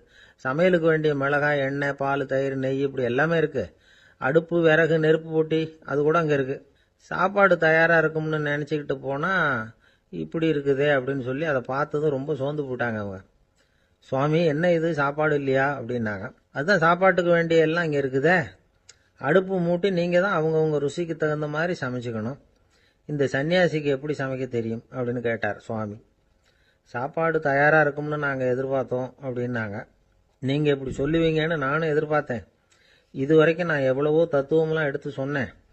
எல்லாத்தையும் விட இதுதான் அனுபவபூர்வமான தத்துவம். ஆண்டவன் நமக்கு நல்ல மனசை கொடுத்துருக்கிறான், நல்ல வாய்ப்புகளையும் தந்திருக்கிறான். அதையெல்லாம் பயன்படுத்திக்கக்கூடிய மூளையையும் சிந்தனையையும் கொடுத்துருக்குறான். அதனால் அடுப்பை தான் நீங்கள் மூட்டணும். அடுப்பை நீங்கள் தான் மூட்டணும். உங்களுக்கு உகந்ததை நீங்கள் தான் சமைச்சு ருசித்து அனுபவிக்கணும். ஆண்டவனே அதை செஞ்சுக்கிட்டு இருக்க மாட்டான் அப்படின்னாராம் அந்த சுவாமி.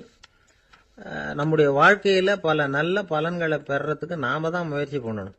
அதுக்குரிய சூழ்நிலையைத்தான் ஆண்டவன் கொடுப்பானே தவிர அதை விளக்கறதுக்காக தான் அந்த சுவாமி அப்படி செஞ்சு காட்டியிருக்கிறார். இது ஒரு பெரியவர் இப்படி ஒரு விளக்கம் கொடுத்தார். அதுக்கப்புறம் அந்த 3 தம்பதிகளும் தெளிவடைஞ்சுட்டாங்களாம். நாம் தெளிவடைகிறது எப்போங்கிறது தான் தெரியல அப்படின்னு பல பேர் இதை கேட்டுட்டு சொல்லிட்டு இருக்கிறாங்க.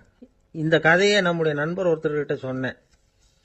அந்த நண்பர் ரொம்ப சந்தோஷப்பட்டார். நீங்கள் சொல்கிறது கரெக்டு சார், ஆனால் நான் அதை விட ஒரு படி மேலே சார். எனக்கெல்லாம் அரிசி பருப்பு இருக்கிற ரூம் எதுன்னு கையை காட்டிட்டா போதும். உடனே கிண்ணத்துலேருந்து சாவியை எடுத்து கொடுக்கணுங்கிற அவசியம்லாம் இல்லை எனக்கு. அப்புறம் எப்படி ரூமை திறந்துருவீங்க அப்படின்னு கேட்டேன். பூட்டை உடைச்சி திறந்துருவேன், அதுதான் எனக்கு பழக்கம் அப்படிங்கிறார். ஒருத்தரை பார்த்து உன்னுடைய நண்பர்கள் யார் அப்படின்னு ஒரு கேள்வி கேட்டு பாருங்க. கொஞ்சம் யோசிச்சு பதில் சொல்லுவாங்க. அவங்க கிட்டேயே உன்னுடைய எதிரிகள் யார் அப்படின்னு கேளுங்க, கடகடன்னு ஒப்பிச்சிருவாங்க. நம்ம மனசு இருக்க அது எப்படின்னா, நம்ம நண்பர்களை விட எதிரிகளை அது நல்லா ஞாபகத்தில் வச்சுக்கும். இது ஒரு ஆச்சரியமான உண்மை. உங்களால் நண்பர்களை மறந்துட முடியும், ஆனால் எதிரிகளை மறந்துட முடியாது. இது ஒரு வேடிக்கையான நிலைமை தான். அழகான தருணங்களை நாம் ஏன் மறந்துடுறோம்? இது இயற்கை. ஏன்னா நம்ம மனசு மலர்களை கவனிக்கிறது இல்லை, அதில் இருக்கிற முள்ளை தான் கவனிக்குது. தன்னை காயப்படுத்துகிற எதையும் அது உடனே கண்டுகொள்ளுது. ஒரு தெளிந்த சிந்தனை உடைய மனசு மிக அழகாக உள்ள எல்லாத்தையும் கவனிக்கும். அது நன்றியுடன் உணரக்கூடிய எல்லாத்தையும் பார்த்து குறிச்சிக்கும். இப்படிப்பட்டவங்க வாழ்க்கை இயல்பாகவே நல்லா அமையும். அது ரொம்ப அபூர்வம். மனசில் உள்ள ஒரு சிறிய அமைப்பை மாற்றுவதை பொறுத்து தான் இந்த விஷயம் அப்படிங்கிறார் ஓஷோ. ஒரு யூத கோவில் இருந்துதான். அது யூதர்களின் மடமாகவும் இருந்தது. அங்கே ஒரு தலைமை குரு, அவர் ரொம்ப கண்டிப்பானவர். அந்த கோவிலை ஒட்டி ஒரு தோட்டம். ஒரு நாள் காலையில் அந்த தோட்டத்தில் 2 இளம் யூதர்கள் நடந்து போய்கிட்டு இருக்கிறாங்க. காலையில் 1 மணி நேரம், மாலையில் 1 மணி நேரம் அவங்க அந்த தோட்டத்தில் நடக்கிறதுக்கு அனுமதி உண்டு. மற்ற நேரங்களில் அவங்க மத புத்தகங்களை படிக்கணும், பிற விதிமுறைகளை கடைபிடிக்கணும். அந்த 2 பேருமே தொடர்ந்து புகைப்பிடிக்கிற பழக்கம் உள்ளவங்க. ஆனால் கோவில் மடத்தில் இருக்கிறப்போ அவங்க புகைப்பிடிக்க முடியாது, அது கடுமையான குற்றம். சரி, நாம் தோட்டத்தில் இருக்கிறப்போவாவது புகைப்பிடிக்கலாமா அப்படின்னு ஒரு ஆசை அவங்க 2 பேருக்குமே. இருந்தாலும் பயம். இப்படி கேட்டால் மதகுரு என்ன சொல்லுவாரோ அல்லது என்ன செய்வாரோங்கிற பயம். இப்படியே கொஞ்ச நாள் ஆச்சு. ஒரு நாள் இந்த 2 பேரில் ஒருத்தன் ரொம்ப கலங்கி போய் அந்த கோவிலில் இருந்து வெளியில் வந்துக்கிட்டு இருந்தான். வந்தவன் நேராக தோட்டத்து பக்கம் போனான். அங்கே இன்னொருத்தன் ஆனந்தமாக புகை பிடிச்சிக்கிட்டு இருக்கிறான். அதை பார்த்து தான் இவனுக்கு அதிர்ச்சி. அட கடவுளே, என்ன இது, நீ கேட்காமலே ஆரம்பிச்சிட்டியா அப்படின்னா. இல்லை நான் கேட்டுட்டு தான் ஆரம்பிச்சிருக்கேன்னா அவன். அப்படியா, என்ன மனுஷன் இவர், நானும் தான் கேட்டேன், என்ன கண்ணாமுன்னான்னு திட்டிவிட்டார். இது என்ன கோவிலா இல்லை நரகமா?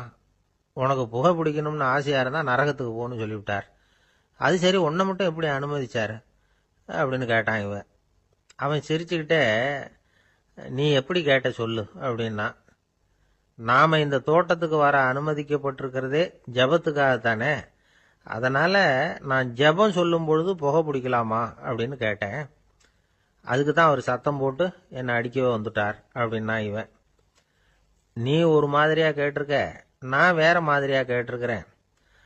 ஜெபம் சொல்லும்போது புகை பிடிக்கலாமான்னு நீ கேட்டிருக்க. ஐயா, புகை பிடிக்கும் பொழுது ஜபிக்கலாமா அப்படின்னு நான் கேட்டேன். அதில் தப்பு ஒன்றும் இல்லை அப்படின்னு பதில் சொல்லிட்டார் அப்படின்னா. ஒரு சிறிய மாற்றம்தான் அது மிகப்பெரிய மாறுதலை ஏற்படுத்தி விட்டது. மனசு நல்ல விதமாக சிந்திக்க ஆரம்பிச்சுட்டுதுன்னா மகிழ்ச்சிக்கு பஞ்சம் இல்லை. ஒரு கஞ்சன் ஆற்றுல விழுந்துட்டான். வெள்ளத்தில் தத்தளிச்சுக்கிட்டு இருக்கிறான். கரையில் நின்ன ஒருத்தர், உன் கையை கொண்டா இப்படி பிடிச்சி இழுத்து கரையில் சேர்த்து விடுறேன்னார். எதையும் கொடுத்து பழக்கம் இல்லாத அவன் கையையும் கொடுக்க மாட்டேன்னுட்டான். இவர் பார்த்தார். உன் கையை கொடுன்னு சொல்றதுக்கு பதிலாக நான் என் கையை கொடுக்குறேன் பிடிச்சிக்கோ அப்படின்னார். அவன் கப்புன்னு பிடிச்சிக்கிட்டான், இழுத்து கரையில் போட்டார். ஒரு ஊரில் ஒரு ராஜா இருந்தார். அவர் ஒரு பூனை வளர்த்தார். ரொம்ப செல்லமாக அவர் அந்த பூனையை வளர்த்தார். அவர் என்ன பண்ணுவார் தெரியுமா? இரவு நேரத்தில் அந்த பூனையோட தலையில ஒரு விளக்க வச்சிருவார். அந்த பூனை ரொம்ப ஜாக்கிரதையா அந்த விளக்கு கீழே விழுந்துடாம பார்த்துக்கும். தலையை ஆட்டாம ரொம்ப நிதானமா ராஜா பின்னாடி நடந்து போய்கிட்டே இருக்கும். அந்த விளக்கு வெளிச்சத்துல எல்லா வேலைகளையும் செஞ்சிருவார். கையில ஒரு விளக்க தனியா எடுத்துட்டு போக வேண்டிய அவசியமே இல்லை. விளக்க தூக்கிட்டு போற வேலையை அந்த பூனை பார்த்துக்கும். அதனால ராஜாவுக்கு அந்த பூனை மேல ரொம்ப பிரியம். மந்திரிகளை எல்லாம் கூப்பிட்டு அவங்க கிட்ட சொல்லுவார், பாத்தீங்களா இந்த பூனை எவ்வளவு விசுவாசமா நடக்குது, என் பேர்ல எவ்வளவு மரியாதை பாத்தீங்களா அதுக்கு அப்படிம்பார். இதை கேட்டுட்டு அங்கிருந்த அமைச்சர்கள் ஒருத்தர் சொன்னார், மன்னா நீங்க சொல்றது சரிதான், இருந்தாலும் இந்த பூனையோட விசுவாசத்தை நாம கொஞ்சம் சோதிச்சு பார்க்க வேண்டியிருக்கு அப்படின்னாராம். சரி, உங்க ஆசையை ஏன் கெடுக்கணும், நல்லா சோதிச்சு பாருங்க அப்படின்னு சொல்லிவிட்டார் ராஜா. உடனே அந்த அமைச்சர் என்ன பண்ணார் தெரியுமா, எங்கேயோ புறப்பட்டு போனார். ஒரு 5-6 எலிகளை பிடிச்சிட்டு வந்தார். அரண்மனையில் ராஜா ஏதோ வேலை பார்த்துக்கிட்டு இருக்கிறாரு. பக்கத்தில் அந்த பூனை ரொம்ப பணிவா நின்றுகிட்டு இருக்குது. அது தலையில விளக்கு எரிஞ்சுக்கிட்டு இருக்கு. அமைச்சர் தான் பிடிச்சிட்டு வந்த எலிகளை அந்த பூனை பார்வையில் படுறது மாதிரி எதிரில் விட்டார். அந்த எலிகள்லாம் அங்கேயும் இங்கேயும் ஓட ஆரம்பிச்சுது. அதை பார்த்தது பூனை, அவ்வளவுதான். தலையில இருக்கிற விளக்க பத்தியும் கவலைப்படல, ராஜாவை பத்தியும் கவலைப்படல. ஒரே பாய்ச்சலா பாஞ்சு எலிகளை துரத்த ஆரம்பிச்சுட்டுது. தலையில இருந்த விளக்கு எங்கேயோ போய் விழுந்தது, அணைஞ்சு போச்சு. இருட்டுல ராஜா தடுமாற ஆரம்பிச்சுட்டார். இந்த சமயத்துல அந்த அமைச்சர் மறுபடியும் விளக்க ஏத்தினார், வெளிச்சம் வந்தது. அதுக்கப்புறம் அந்த அமைச்சர் பேசினார், அரசே பூனையோட விசுவாசத்தை பாத்தீங்களா, எலி அது கண்ணுல படுற வரைக்கும் தான் விசுவாசமா இருந்தது. அது மாதிரி எலிய பார்த்ததும் எல்லாத்தையும் விட்டுட்டு அதை துரத்த ஆரம்பிச்சுட்டு பாத்தீங்களா. தான் அந்த பூனையை பத்தி நினைச்சது தப்புங்கிறது அதுக்கப்புறம் தான் அந்த ராஜாவுக்கு புரிஞ்சுதான். சரி, இப்ப எதுக்கு இந்த கதையெல்லாம் அப்படிங்கிறீங்களா, இந்த பூனை மாதிரி தான் நம்ம மனசும். மனசை எவ்வளவுதான் பயிற்சி கொடுத்து பக்குவமா வச்சிருந்தாலும் பார்க்கறதுக்கு பரம சாது மாதிரி தான் இருக்கும். பார்க்க வேண்டியதை பார்த்துட்டுதுன்னா பாஞ்சிரும். இந்த பூனை மாதிரி புலன் இன்ப பொருள்கள் கிட்டாத வரைக்கும் மனம் அடங்கி இருக்கிறது மாதிரி தான் தெரியும். கொஞ்சம் வாய்ப்பு கிடைச்சாலும் அது குதிக்க ஆரம்பிச்சிரும், தப்பு பண்ண ஆரம்பிச்சிரும். பெரிய பெரிய முனிவர்கள் வாழ்க்கையில நடந்த வீழ்ச்சி இதை தான் நிரூபிக்குது. புலன்களின் ஆற்றல் அதிகம், அதனால மனக்கட்டுப்பாடு பயிற்சிகள்ல ரொம்ப எச்சரிக்கையா இருக்கணுங்கிறார் சுவாமி சிவானந்தர். மது பழக்கத்தையே விட்டுட்டேன்னு உறுதியா இருப்பான். கடை கண்ணுல பட்டுட்டுதுன்னா கால் அவனை கேட்காமலே இழுத்துக்கிட்டு உள்ள போயிடும். இதுதான் மனசுங்கிறது. அதுதான் அந்த ராஜா வளர்த்த பூனை. நம்மால் ஒருத்தன் அந்த ராஜா பூனை தலையில விளக்க வச்சது மாதிரி இவன் தன்னுடைய தலையிலேயே ஒரு விளக்க ஏற்றி வச்சுக்கிட்டு என்னத்தையோ தேட ஆரம்பிச்சான். தேடிட்டு இருக்கிறான். தலையை ஆட்டாம நிதானமா நடந்து ரொம்ப நேரமா தேடிட்டு இருக்கிறான். அந்த சமயம் அங்க வந்த ஒருத்தர், என்னத்தை தேடுறீங்கன்னு கேட்டார். அதுதான் மறந்து போச்சு அப்படின்னு இழுத்தான். சரி, கொஞ்சம் இப்படி உட்காருங்க, ஞாபகம் வந்ததும் தேட ஆரம்பிக்கலாம் அப்படின்னாரு அவரு. இவன் கொஞ்ச நேரம் உட்காந்து யோசிச்சான். அப்புறம் திடீர்னு எழுந்திருச்சான். ஞாபகம் வந்துட்டுதுன்னா. என்னன்னு கேட்டார். எங்க வீட்டுல இருந்த விளக்க எங்க வச்சேன்னு தெரியல, அதுதான் தேடிக்கிட்டு இருக்கிறேன், ஏத்தி வைக்கலாம்னு பாக்குறேன் அப்படின்னா. ஒரு பெரியவர் உட்கார்ந்து இருக்கிறார். அவரை சுத்தி அவருடைய தோழர்கள் உட்கார்ந்துருக்கிறாங்க. ஏதோ ஒரு முக்கியமான செய்தியை அவர் அவங்களுக்கு சொல்லிட்டு இருக்கிறார். அவங்களும் ஆர்வமா கேட்டுக்கிட்டு இருக்கிறாங்க. இந்த சமயத்துல யாரோ ஒரு ஆள் வேகமா அங்க வர்றார். வர்ற வேகத்திலேயே எனக்கு ஏதாவது உதவி செய்யுங்க அப்படின்னு கேட்டுக்கிட்டே வர்றார். கேட்கறது உதவி, ஆனா குரல் மிரட்டுறது மாதிரி இருக்கு, அதட்டி கேட்கறது மாதிரி இருக்கு. இதை கேட்டதும் அந்த பெரியவர் ஆத்திரப்படல, ஆனா அவரை சுத்தி இருந்தவங்க ஆத்திரப்பட்டாங்க. இதை பெரியவர் கவனிச்சார். கொஞ்சம் அமைதியா இருங்கன்னார். வந்தவரை கூப்பிட்டார். அவருக்கு சில பொருள்களை கொடுத்தார். என்னங்க, இப்போ உங்களுக்கு மகிழ்ச்சி தானே அப்படின்னார். அப்படின்னு அலட்சியமா அவர் சொல்றார். நான் உங்களை நல்ல முறையில் நடத்தினேன்னா அப்படின்னு கேட்குறாரு அவர் மறுபடியும். அதெல்லாம் ஒன்றும் இல்லை அப்படின்னு சொல்லி அவர் சொல்லிட்டு இருக்கிறாரு. குரலில் கடுமை குறையில. சுற்றி இருந்தவங்களால இதை பொறுத்துக்க முடியல. கோபத்தோடு அவரை நோக்கி நெருங்க ஆரம்பிச்சாங்க. பெரியவர் அவங்களையெல்லாம் தடுத்து நிறுத்தினார். வந்தவரை வாங்க என்னோட அப்படின்னு சொல்லி அழைச்சிட்டு போனார். வீட்டுக்கு போனார். அங்க போனதும் இன்னும் சில பொருள்களை எடுத்து அவர்கிட்ட கொடுத்தார். இப்ப திருப்தி தானே, நான் உங்ககிட்ட நல்ல முறையில் நடந்துகிட்டேனா அப்படின்னார். அவர் முகம் இப்பதான் கொஞ்சம் மலர்ந்தது. ரொம்ப நன்றி, இறைவன் உங்க குடும்பத்துக்கு எல்லா நன்மைகளையும் செய்வான் அப்படின்னு சொன்னார். இதே வார்த்தைகளை என்னுடைய தோழர்கள்கிட்டே சொல்லிட்டீங்கன்னா அவங்க கோபம் தணிஞ்சிரும், வர முடியுமான்னார். கண்டிப்பா வர்றேன் அப்படின்னாரு. மறுநாள் காலையில் அந்த இடத்துக்கு வந்தார். அதே மாதிரி சொல்லிவிட்டு அவர் போயிட்டார். தோழர்கள்லாம் ரொம்ப வியப்போடு பெரியவரை பார்த்தாங்க. அந்த பெரியவர் தான் நபிகள் நாயகம். அவர் சொன்னார், ஒருத்தன் ரொம்ப ஆசையாக ஒரு ஒட்டகத்தை வளர்த்துக்கிட்டு வந்தான். ஒரு நாள் அந்த ஒட்டகம் வந்து கயத்தை அறுத்துக்கிட்டு ஓடி போயிட்டுது. அக்கம் பக்கத்தில் இருக்கிறவங்கெல்லாம் அந்த ஒட்டகத்தை பிடிக்கிறதுக்கு முயற்சி பண்ணாங்க. அதை துரத்திக்கிட்டு ஓடினாங்க. ஒட்டகம் வந்து தாறுமாறாக ஓட ஆரம்பிச்சுது. இந்த சமயத்தில் ஒட்டகத்தை வளர்த்தவன் அங்கே ஓடி வந்தான். நீங்கள் அதை ஒன்றும் செய்ய வேணாம், விட்டுருங்க.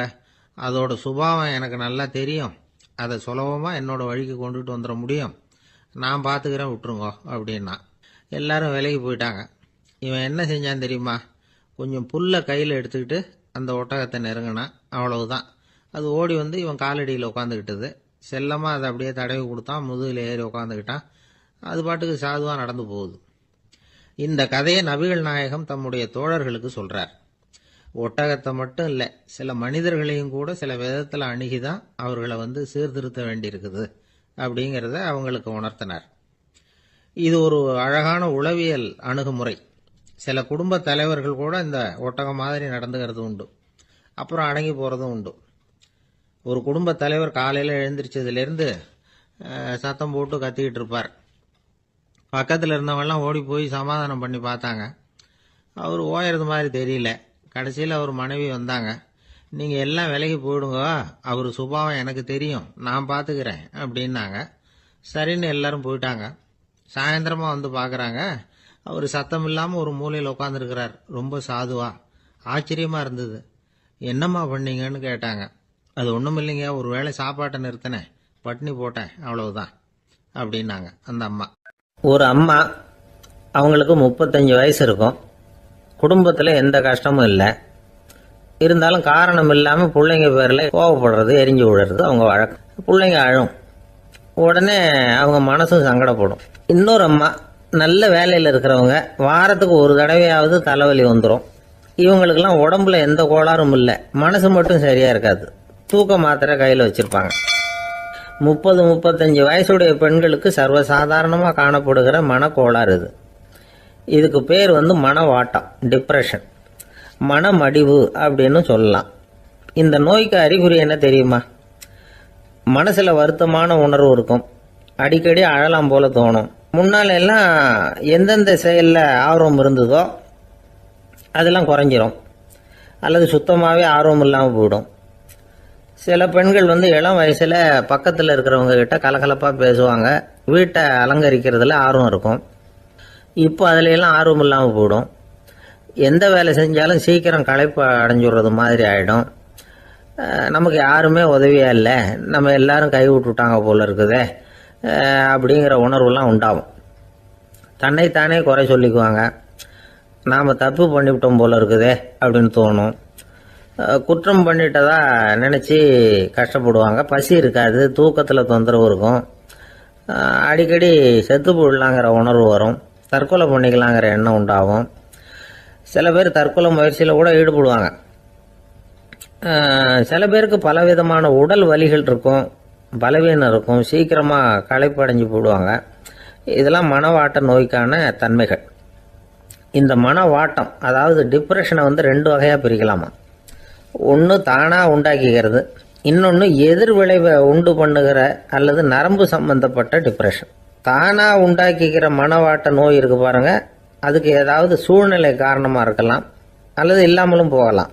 மூளையில் வந்து டோபாமைன் அல்லது செரட்டோனின் இதோட அளவு வந்து குறையும் பொழுது இந்த டிப்ரெஷன் உண்டாகுது. இதுக்கு ஓரளவு பிறவி காரணங்கள் கூட இருக்கலாம். குடும்பத்தில் வேற சிலருக்கும் வரலாம். பாதிக்கப்பட்ட பெண்ணை வந்து பார்க்கறதுக்கு பலவீனமாக தெரியும், கடுமையான குற்ற உணர்வு இருக்கும், தனியாக இருக்கிறதுக்கு ஆசைப்படுவாங்க, நடு ராத்திரியில் எழுந்திரிச்சு உட்காந்து கஷ்டப்பட்டுக்கிட்டு இருப்பாங்க, கொடூரமான முறையில் தற்கொலை பண்ணிக்க முயற்சி பண்ணுவாங்க, தீ வச்சுக்கிறது, அமிலத்தை குடிக்கிறது, தூக்கில் தொங்குறது. இப்படி தானாக வரவழைச்சிக்கிற மனவாட்ட நோய் வந்து மறையக்கூடிய நோய். ஒரு தடவை வந்தால் 3லேருந்து 6 மாதம் வரைக்கும் நீடிக்கும். இடைப்பட்ட காலங்களில் நோயாளி இயல்பாக இருப்பார். எதிர் விளைவை உண்டு பண்ணுகிற அல்லது நரம்பு சம்பந்தப்பட்ட மனவாட்ட நோய் எப்படின்னா, கணவன் மனைவி மாமியார் மருமகள் இப்படிப்பட்ட உறவு முறை பிரச்சனைகள், தோல்விகள், எரிச்சல்கள், ஆபீஸ் பிரச்சனை, இப்படிப்பட்ட சூழ்நிலையால் உண்டாகிறது. எல்லாத்துக்கும் மருந்து இருக்குது, மார்க்கம் இருக்குது, கவலைப்பட வேண்டியதில்லை, தைரியமாக இருக்கணும். உளவியல் மருத்துவம் இதுக்கு ரொம்ப உபயோகமாக இருக்கும். சில பெண்களை பாருங்கள், அவங்க எதுக்கும் அலட்டிக்கிறது இல்லை.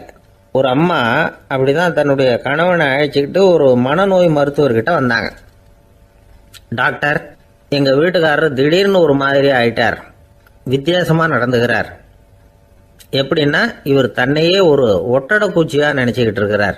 அப்படி நினச்சிக்கிட்டு தன்னுடைய தலையாலேயே வீட்டில் உள்ள ஒட்டடையெல்லாம் தொடச்சிக்கிட்டு இருக்கிறார் அப்படின்னாங்க. எவ்வளவு நாளாக அப்படி இருக்குதுன்னு கேட்டார் டாக்டர். ஒரு வாரமாக அப்படி இருக்குது அப்படின்னாங்க அந்த அம்மா. அப்படின்னா முன்னாடியே ஏன் அழைச்சிட்டு வரல அப்படின்னு கேட்டார் டாக்டர். வீடு பூரா சுத்தமாகட்டுமேனு பார்த்துக்கிட்டு இருந்தேன் டாக்டர் அப்படின்னாங்களாம் அந்த அம்மா.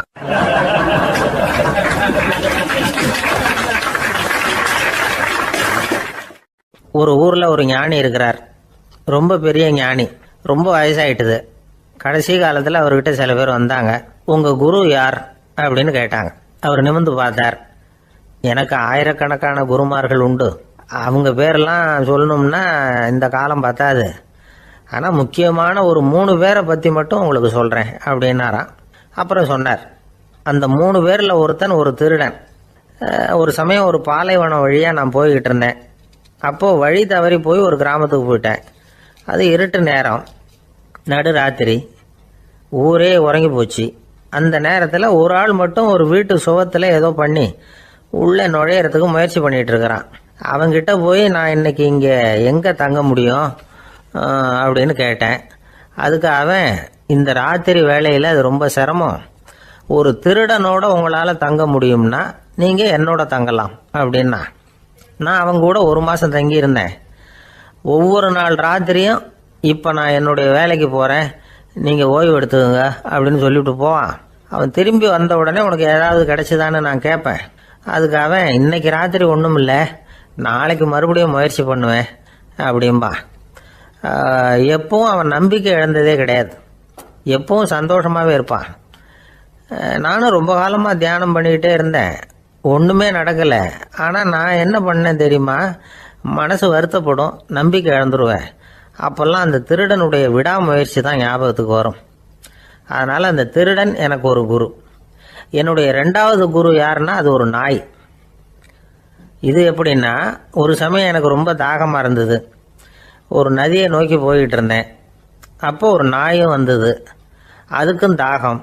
ஓடி வந்து ஆற்றை பார்த்தது. அதோட நிழல் வந்து ஆற்றுல தெரிஞ்சுது. அதை பார்த்ததும் பயந்துட்டுது. அதாவது அது தன்னுடைய சொந்த உருவத்தையே கண்டு பயந்தது. அதை பார்த்து குறைக்குது, திரும்பி ஓடிச்சு. ஆனால் அதுக்கு தாகம் அதிகமாக இருந்ததுனால அது மறுபடியும் திரும்பி வந்தது. பார்த்தா மறுபடியும் தண்ணியில் நாயோட உருவம் தெரியுது.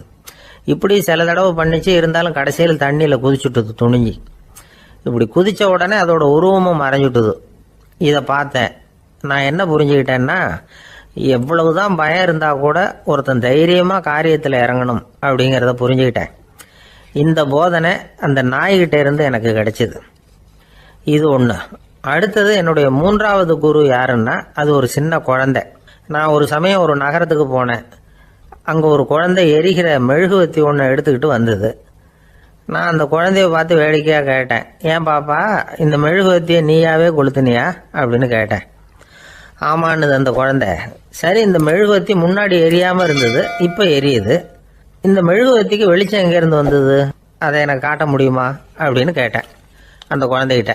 இதுக்கு அந்த குழந்தை சிரிச்சுக்கிட்டு அந்த மெழுகுவத்தியை ஊதி அணைச்சுட்டுது. அதுக்கப்புறம் என்னை பார்த்து கேட்டுது, இப்போ இந்த மெழுகுவத்தியின் வெளிச்சம் போனதை பார்த்தீங்க இல்லையா, அது எங்கே போச்சுன்னு எனக்கு சொல்லுங்க அப்படின்னுது. அந்த குழந்தை இப்படி கேட்டதும் என்கிட்ட இருந்த ஆணவம் அழிஞ்சுட்டுது. நான் படித்ததெல்லாம் அந்த வினாடியில் சுக்கு நூறாக போயிட்டுது. என்னுடைய முட்டாள்தனத்தை நான் உணர்ந்தேன் அப்படின்னு இவ்வளவும் அந்த ஞானி விவரமாக சொன்னாராம். அதனால் நாம் இன்னார்கிட்டே இருந்து தான் இதை கற்றுக்கணுங்கிறது இல்லை, யாருக்கிட்டே இருந்தும் எதையும் கற்றுக்கலாம். நம்மால் ஒருத்தன் ஒரு நாய் வளர்த்துக்கிட்டு இருந்தான். அந்த நாய்க்கு வால் கிடையாது. யாரோ ஏற்கனவே வெட்டி எடுத்துட்டாங்க.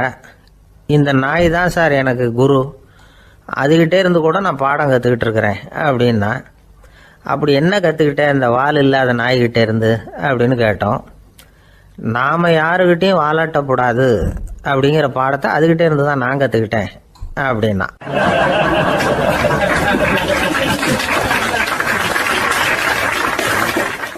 இந்த உலகத்தில் எவ்வளவோ உயிரினங்கள் இருக்கு. ஒவ்வொன்றும் ஒவ்வொரு விதமாக சண்டை போடுது. இப்போ 2 மாடு சண்டை போட்டுக்குதுன்னு வச்சுங்க, என்ன பண்ணும்? 2 முட்டிக்கும். அதுக்கு சண்டை போடுறதுக்கு ஆயுதமாக உபயோகப்படுறது அதோட கொம்பு. 2 சேவல் சண்டை போட்டுக்குதுன்னு வச்சுங்க, அதுக்கு ஆயுதமாக உபயோகப்படுறது அதோட கால் நகம்.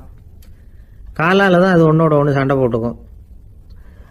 ஆனால் 2 மனுஷன் சண்டை போட்டுக்கிறான்னு வச்சுங்க, இவன் இன்னதை தான் ஆயுதமாக உபயோகப்படுத்துவான்னு குறிப்பிட்டு சொல்ல முடியாது.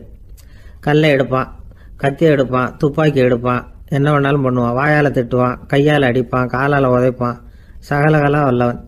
விலங்குகள்லாம் பொதுவாக வாயை சாப்பிட்றதுக்கு மட்டும்தான் உபயோகப்படுத்துது. ஆனால் இவனுக்கு சாப்பிட்றதுக்கும் அதுதான், சாப்பிட்டு விட்டு திட்டுறதுக்கும் அதுதான். ஆனால் ஒரு விஷயத்தில் மட்டும் கெட்டிக்கிறேன். அதாவது நாம் சண்டை போட்டுக்கிட்டாலும் பரவாயில்லை, கோழிகள் சண்டை போடாமல் இருக்கணும் அப்படின்னு ஆசைப்படுறான். எதுக்காக? கோழிகள் சண்டை போடாமல் இருந்தால் நிறைய முட்டைகள் போடுமா, அதுக்காக தான் இந்த அக்கறை. கோழி பண்ணை வச்சிருக்கிறவங்களுக்கு இது ஒரு பெரிய பிரச்சனை. அதாவது பண்ணையில் இருக்கிற கோழிகளுக்குள்ளே அடிக்கடி சண்டை வந்துடும். அதனால் முட்டை உற்பத்தி குறைஞ்சிரும். சரி, இதுக்கு என்ன பண்ணுறது?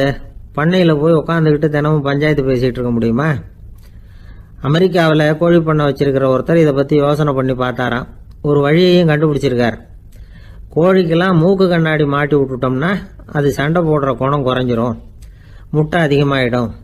அந்த கண்ணாடியில் உள்ள லென்ஸு சிவப்பு நிறத்தில் இருக்கணும், அவ்வளவுதான் அப்படின்னு அவர் கண்டுபிடிச்சாராம். இது ஏற்கனவே நடைமுறையில் கண்டுபிடிக்கப்பட்ட ஒரு விஷயம். ஆனால் எல்லா கோழிக்கும் சிவப்பு மூக்கு கண்ணாடி எப்படி மாட்டி விடுறது?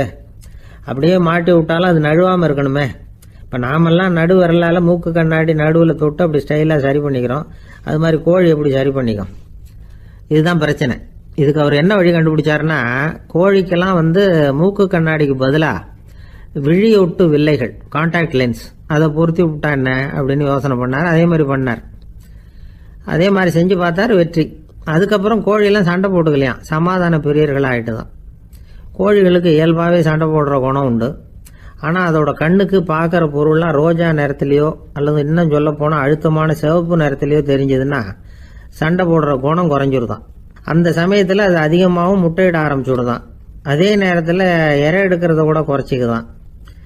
இது ஏன் இப்படி பண்ணுதுங்கிறது விஞ்ஞானிகளுக்கு இன்னமும் புரியலையா. எப்படியோ அமெரிக்க கோழிகள்லாம் கான்டாக்ட் லென்ஸ் பொருத்திக்க ஆரம்பிச்சாச்சு. கோழி கழுத்தை பிடிச்சிக்கிட்டு ஒரு சில வினாடிகளில் அதை பொருத்தி விட்றாங்களாம். கோழியோட ஆயுள் பூரா அது அப்படியே இருக்குமா. பண்ணையில் முட்டை உற்பத்தி குறைஞ்சா இது மாதிரி விஞ்ஞானபூர்வமாக பரிகாரம் தேடுறது தான் நல்லது. நமக்கு வேண்டியப்பட்ட ஒருத்தர், அவர் ஒரு கோழி பண்ணை வச்சுருந்தார். அந்த பண்ணையில் பாதி கோழி திடீர்னு செத்து போச்சு. உடனே ஒரு கால்நடை மருத்துவர்கிட்ட போக வேண்டியது தானே. அங்கே போகல, உள்ளூரில் மந்திரம் பண்ணிகிட்டு இருந்த ஒரு சாமியார்கிட்ட போனார். அவர் காலில் விழுந்தார். சாமி, என் பண்ணையில் பாதி கோழி செத்து போட்டுதுன்னார். சாமியார் யோசனை பண்ணார். சரி, பண்ணையில் வாசப்படி கிழக்கு பக்கமாக வச்சுருக்கியா மேற்கு பக்கமாக வச்சுருக்கியான்னு கேட்டார். கிழக்கு பக்கமாக இருக்குன்னார் அவர். அதுதான் தப்பு, மேற்கு பக்கமாக அதை மாற்ற சரியாக போடும்னாராம். அதே போல் இவர் போய் மாற்றிவிட்டார். அப்பவும் பாதி செத்து போச்சு. மறுபடியும் சொன்னார், சாமி மறுபடியும் பாதி கோழி செத்து போட்டுதேன்னார். சரி, கூரை எப்படி போட்டிருக்க? ஓடு போட்டிருக்கியா இல்லை கீத்து போட்டிருக்கியான்னார். ஓடு போட்டிருக்கேன்னாராம் அவர். அதுதான் தப்பு, கீத்து போட்டுரும் சரியாக போடும்னாராம். சரின்னு போய் அதையும் மாற்றி பார்த்தார். மறுபடியும் போயிட்டுது, கோழி செத்து போச்சு. வந்தார், மறுபடியும் பாதி செத்து போச்சு சாமின்னு வந்தார். இவரும் யோசனையை மாற்றி மாற்றி சொல்லிகிட்டே இருக்கிறார். இப்படி அவரும் மாற்றி மாற்றி பார்த்தார். 6வது தடவையாக அவரை தேடிட்டு வந்தார். அந்த சமயத்தில் இவர் ரொம்ப தீவிரமாக யோசனை பண்ணி பார்த்துட்டு, அது சரிப்பா, நீயும் என்கிட்ட சளைக்காமல் வந்துக்கிட்டு இருக்கிற, நானும் யோசனை சொல்லிகிட்டு இருக்கேன்.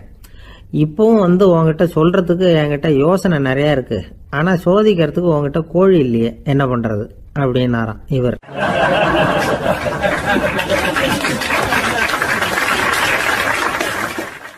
ஒரு ஊரில் ஒரு பெரிய ஞானி இருந்தார். அவர் படுக்கையில் இருந்தார். இன்னும் கொஞ்ச நேரம்தான் அவர் இந்த உலகத்தில் இருக்க போகிறார். அவரை சுற்றி ஏகப்பட்ட கூட்டம்.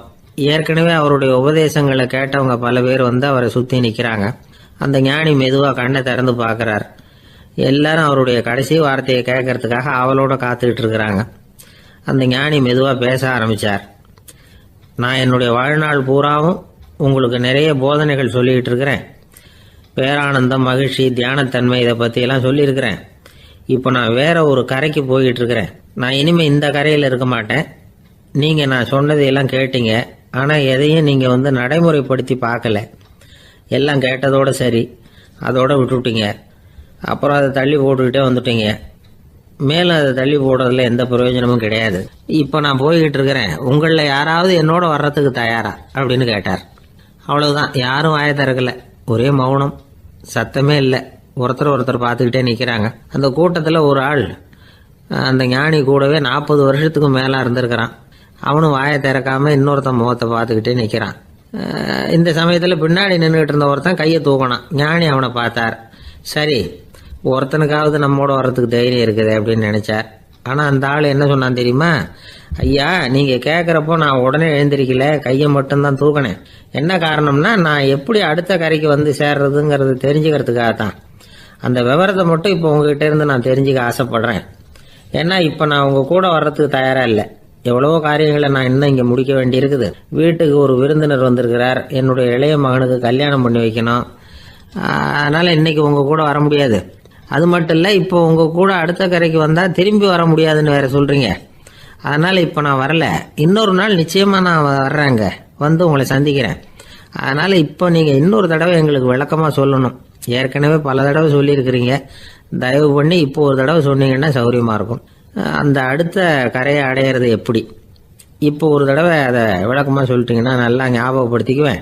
அது சரியான சமயம் வர்றப்போ இது எனக்கு உதவியாக இருக்கும் அப்படின்னு நானா. ஆனால் உண்மை என்ன தெரியுமா? அந்த சரியான சமயம் வரவே இல்லை அப்படிங்கிறது தான் உண்மை. இப்படி அந்த கதை முடியும். இந்த கதை அந்த ஒரு ஆளுக்கு மட்டும் இல்லை, கிட்டத்தட்ட எல்லாருக்குமே அது பொருந்தும் அப்படிங்கிறாங்க விவரம் தெரிஞ்சவங்க. எல்லாருமே அந்த சரியான தருணத்துக்காக தான் காத்துக்கிட்டு இருக்கிறாங்களாம். அதுக்காக ஜோசியம் பார்க்குறாங்க, கைரேகை பார்க்குறாங்க.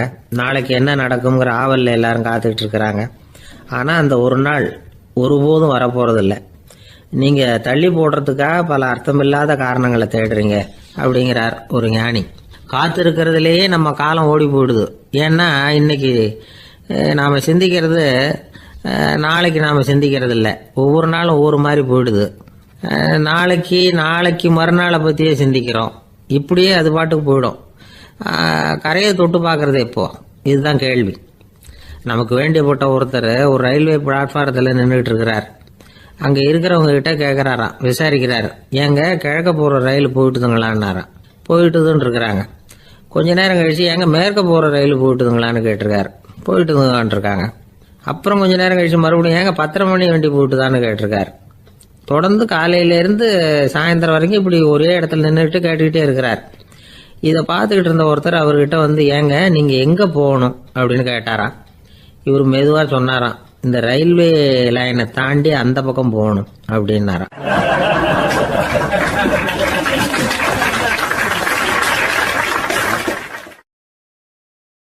ஆஃபீஸில் வேலை பார்க்குற ஒருத்தர் வந்தார். பேசாமல் ஒரு 10 நாள் லீவு போட்டுடலாமா பார்க்குறேன் அப்படின்னார். ஏன்னு கேட்டோம். என்னுடைய மேலதிகாரி ஒரு முசுடு சார், அவர்கிட்ட வேலை பார்க்குறது ரொம்ப கஷ்டமாக இருக்குது அப்படின்னார். ஆஃபீஸில் வேலை பார்க்குறவங்கெல்லாம் ஒரு விஷயத்தை நல்லா ஞாபகத்தில் வச்சுக்கணும். மேலதிகாரிங்கிறவர் ஒரு பெரிய மகான் இல்லை, அவரும் ஒரு மானிட பிறவி தான். சராசரி மனுஷனுக்கு உள்ள பலம் பலவீனம் ரெண்டும் அவருக்கும் உண்டு. அதனால் அவரை கொஞ்சம் அனுசரித்து போகிறதுக்கு பழகிறது தான் நல்லது. மேலதிகாரிகளில் பல வகை உண்டு. அதில் முக்கியமாக 3 வகை. அதில் ஒரு வகை எப்படி தெரியுமா? உங்களை ஒரு வேலை செய்கிற மெஷினாக மட்டுமே நினைக்கக்கூடிய வகை. இவங்கெல்லாம் எப்படின்னா, எங்கேயாவது வெளியூர் போயிருந்தா கூட அங்கேருந்து ஃபோன் பண்ணுவாங்க, அந்த வேலை என்னாச்சு, இந்த வேலை என்னாச்சு அப்படின்னு. இவங்களுக்கெல்லாம் உங்கள் நலனை பற்றியோ உங்கள் குடும்பத்தை பற்றியோ அக்கறை இருக்காது. நீங்கள் சொல்கிற யோசனை எதுவும் இவங்ககிட்ட எடுபடாது. கொடுத்த வேலையை பாரு, நீ எனக்கு புத்தி சொல்ல வேணாம் அப்படிம்பாங்க. இவங்களை அனுசரித்து போகிறதுக்கு ஒரே வழி, இவங்க எதை சொன்னாலும் சரின்னு சொல்லிவிட்டு வேலையை கவனிக்க வேண்டியது தான். இவங்ககிட்ட வேற எந்த கேள்வியும் கேட்டுக்கிட்டு இருக்கக்கூடாது.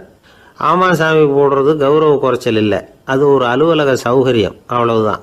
இன்னொரு வகையான மேலதிகாரிகள் எப்படி தெரியுமா? இவங்கெல்லாம் ஆபீஸ் வேலையை பற்றி அதிகமாக கவலைப்பட்டுக்கிட்டு இருக்க மாட்டாங்க. தங்களுடைய சொந்த இமேஜ் பாதிக்கப்படக்கூடாதுங்கிறதுலேயே கவனமாக இருப்பாங்க. இவங்கெல்லாம் அடிக்கடி உங்கள் நலனை விசாரிப்பாங்க. அதே மாதிரி நீங்களும் அவரை விசாரிக்கணும்னு எதிர்பார்ப்பாங்க. இந்த ரக அதிகாரிகளுக்கெல்லாம் புது வருட வாழ்த்து அனுப்பலாம், பிறந்தநாள் வாழ்த்து அனுப்பலாம். அவருக்கு எங்கேயாவது ஒரு பாராட்டு விழா நடந்தால் முதல் வரிசையில் போய் உட்காந்து உங்கள் முகத்தை காட்டலாம். ஆஃபீஸ் வேலையை மட்டுமே பார்க்குற பணியாளர்கள் இது மாதிரி அதிகாரிகள் கிட்ட நல்ல பேர் வாங்க முடியாது. இன்னொரு வகையான மேலதிகாரிகள் உண்டு.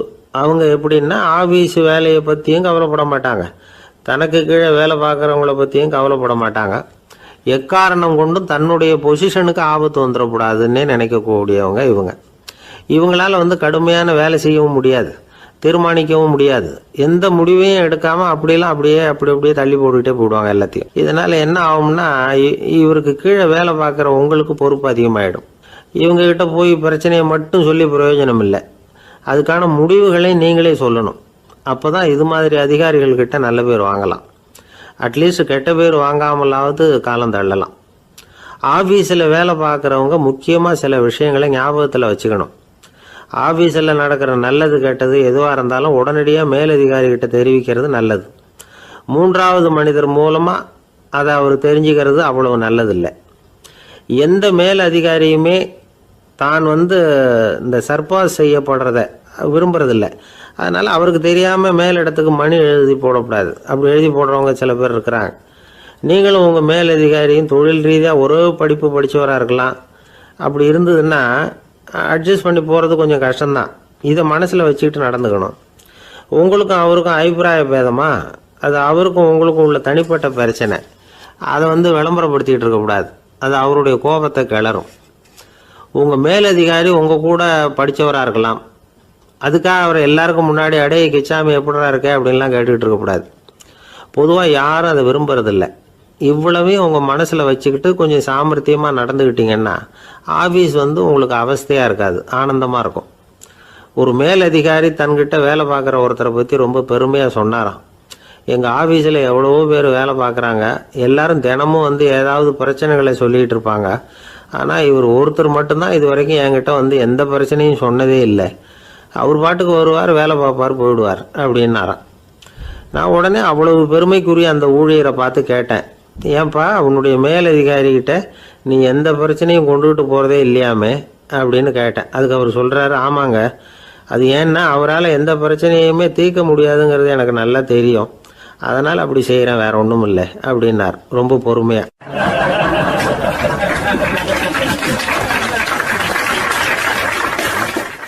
ஒருத்தர் ரொம்ப கவலையோடு உட்காந்துருந்தார். எதை பற்றி சார் கவலைப்படுறீங்கன்னு கேட்டோம். எதிர்காலத்தை பற்றி கவலைப்படுறேன்னார். ஏன்னு கேட்டோம். என்ன பண்ணுறதுன்னே தெரியல சார், எதிர்காலம் ஒரே இருட்டாக இருக்குது, பாதையே புரியலன்னார். இன்னைக்கு நம்ம இளைஞர்கள் பல பேருக்கு எதிர்காலம் இருட்டாக தான் தெரியுது. அவங்கெல்லாம் இந்த கதையை கொஞ்சம் கேட்கணும். ஒரு மலை அடிவாரத்தில் ஒரு சின்ன கிராமம். அந்த மலை ரொம்ப உயரமானது, அடர்த்தியாக செடி கொடிகள் மரங்கள் அதில் மண்டி கிடக்குது. பகல் வேளையில் இருட்டாக தான் இருக்கும், அவ்வளோ அடர்த்தி. அந்த மலை உச்சியில் ஒரு கோவில். நாள் ராத்திரியே புறப்பட்டாதான் காலையில் அந்த கோயிலுக்கு போய் சேர முடியும். கிராமத்து இளைஞன் ஒருத்தன் அந்த மலை உச்சிக்கு போக வேண்டியிருந்தது. கையில் ஒரு விளக்கை எடுத்துக்கிட்டு நாள் ராத்திரியே புறப்பட்டான். புறப்பட்டு போனவன் கிராமத்து எல்லையிலேயே நின்றுட்டான். ஏன் தெரியுமா? அவன் கையில் இருந்த விளக்கோட வெளிச்சம் 10 அடி தூரத்துக்கு தான் தெரியுது. அது வரைக்கும் தான் பாதை தெளிவாக இருக்குது, அதுக்கு அப்பால எல்லாம் ஒரே இருட்டாக இருக்குது, பாதை புரியல. இவன் யோசனை பண்ணி பார்த்தான். மனசுக்குள்ள ஒரு சந்தேகம், 10 அடி தூரம் தானே வெளிச்சம் தெரியுது, அப்படின்னா நாம் 10 அடி தூரம் தானே போக முடியும், அதுக்கும் அந்தாண்ட ஒரே இருட்டாக இருக்குது, அதில் எப்படி நாம் நடந்து போகிறது, நாம் ரொம்ப தூரம் நடந்து போய் ஆகணுமே, அப்படிப்பட்ட நினப்பெல்லாம் அவனுக்கு வந்துவிட்டது. இதுதான் அவன் மனசில் ஏற்பட்ட தயக்கம். இப்படி யோசிச்சுக்கிட்டே அந்த இளம் ஆசாமி புறப்பட்ட இடத்துலயே நின்றுகிட்டு இருக்கிறான். அந்த சமயத்தில் ஒரு வயசான பெரியவர் அந்த பக்கமாக வந்தார். அவர் கையில் இதை விட சின்னதாக ஒரு விளக்கு வச்சிருந்தார். அது எப்படின்னா அது ஒரு 5 அடி தூரத்துக்கு தான் வெளிச்சம் காட்டுது, அவ்வளவு சின்ன விளக்கு. அவரும் மலை உச்சிக்கு போகிறதுக்காக தான் வந்துகிட்டு இருக்கிறார். அவரை பார்த்து இவன் கேட்டான், என்ன பெரியவரே, இவ்வளவு சின்ன விளக்க வச்சுக்கிட்டு அவ்வளவு தூரத்துக்கு எப்படி மலையேற போறீங்க அப்படின்னு கேட்டான். நீ ஏன் இப்படி தயங்கிட்டே நிற்கிறேன்னு கேட்டார் பெரியவர். என்கிட்ட இருக்கிற விளக்கு 10 அடி தூரத்துக்கு தான் பாதையை காட்டுதுன்னா. இப்போ பெரியவர் சொன்னார், தம்பி, உன் கையில் இருக்கிற விளக்கு கொடுக்குற வெளிச்சத்தை வச்சு நீ முதல்ல 10 அடி தூரம் முன்னாடி போ, 10வது அடியில் போய் நின்றுக்கிட்டு பாரு, மறுபடியும் ஒரு 10 அடி தூரத்துக்கு பாதை தெரியும். இப்படி உன் கையில் இருக்கிற விளக்கு தொடர்ந்து வெளிச்சம் காட்டிக்கிட்டே இருக்கும். நீ முன்னேற முன்னேற அந்த வெளிச்சமும் முன்னேறும். அதனால எத்தனை கிலோமீட்டர் தூரம் வேணும்னாலும் நீ இந்த 10 அடி தூர வெளிச்சத்தை வச்சுக்கிட்டே நீ போயிடலாம், புறப்படு அப்படின்னார். இப்பதான் அந்த பெரியவர் சொன்னது இளைஞனுக்கு பளிச்சுன்னு புரிஞ்சுதான். உடனே உற்சாகமா புறப்பட்டான், உச்சிக்கு போய் சேர்ந்தான். இந்த கதையிலிருந்து நாம புரிஞ்சுக்க வேண்டியது என்ன தெரியுமா? நீண்ட கால திட்டம் ஒன்று போடும் பொழுது நமக்கு முன்னாடி இருக்கிறத மறந்துட்டு மனசை போட்டு குழப்பிக்க கூடாது. உங்க கையில என்ன இருக்கோ அதுலயே உங்க எதிர்காலம் மறைஞ்சிருக்குது. கண் முன்னாடி தெரியறத வச்சு ஆரம்பிங்க, போக போக வழி தானா புலப்படும் அப்படிங்கிறார் ஒரு பெரியவர். பெரிய பயணங்களை எல்லாம் இப்படிதான் நடத்த வேண்டியிருக்கும். ஒவ்வொரு அடியா எடுத்து வச்சா ஓடி போய் சேர்ந்து விடலாம். மலைச்சு போய் நின்றுட்டா நின்றுகிட்டே இருக்க வேண்டியதுதான். நம்ம ஆள்லாம் ரொம்ப மோசமா இருக்கிறாங்க. ஒருத்தன் அப்படித்தான் நீண்ட தூர பிரயாணம் ஒன்று புறப்பட்டான். ரயில் போய்கிட்டே இருந்தது. கொஞ்ச தூரம் போச்சு, பாதி வழியில கையில வச்சிருந்த டிக்கெட்டை காத்துல விட்டுட்டான். ஐயோ என் டிக்கெட்டு போயிட்டுதே அப்படின்னு கத்த ஆரம்பிச்சுட்டான். பக்கத்துல இருந்த பெரியவர் அவனை பார்த்து பரிதாபப்பட்டு, கவலைப்படாத தம்பி, போனா போகுது, வேற டிக்கெட் வாங்கிக்கலாம் அப்படின்னு ஆறுதல் சொன்னார். அதுக்கு அவன் சொல்றான், சார் நான் அதுக்காக அழல, அந்த டிக்கெட்டு கிடைச்சா தானே நான் எந்த ஊருக்கு போகணுங்கிறது எனக்கு தெரியும் அப்படிங்கிறான்.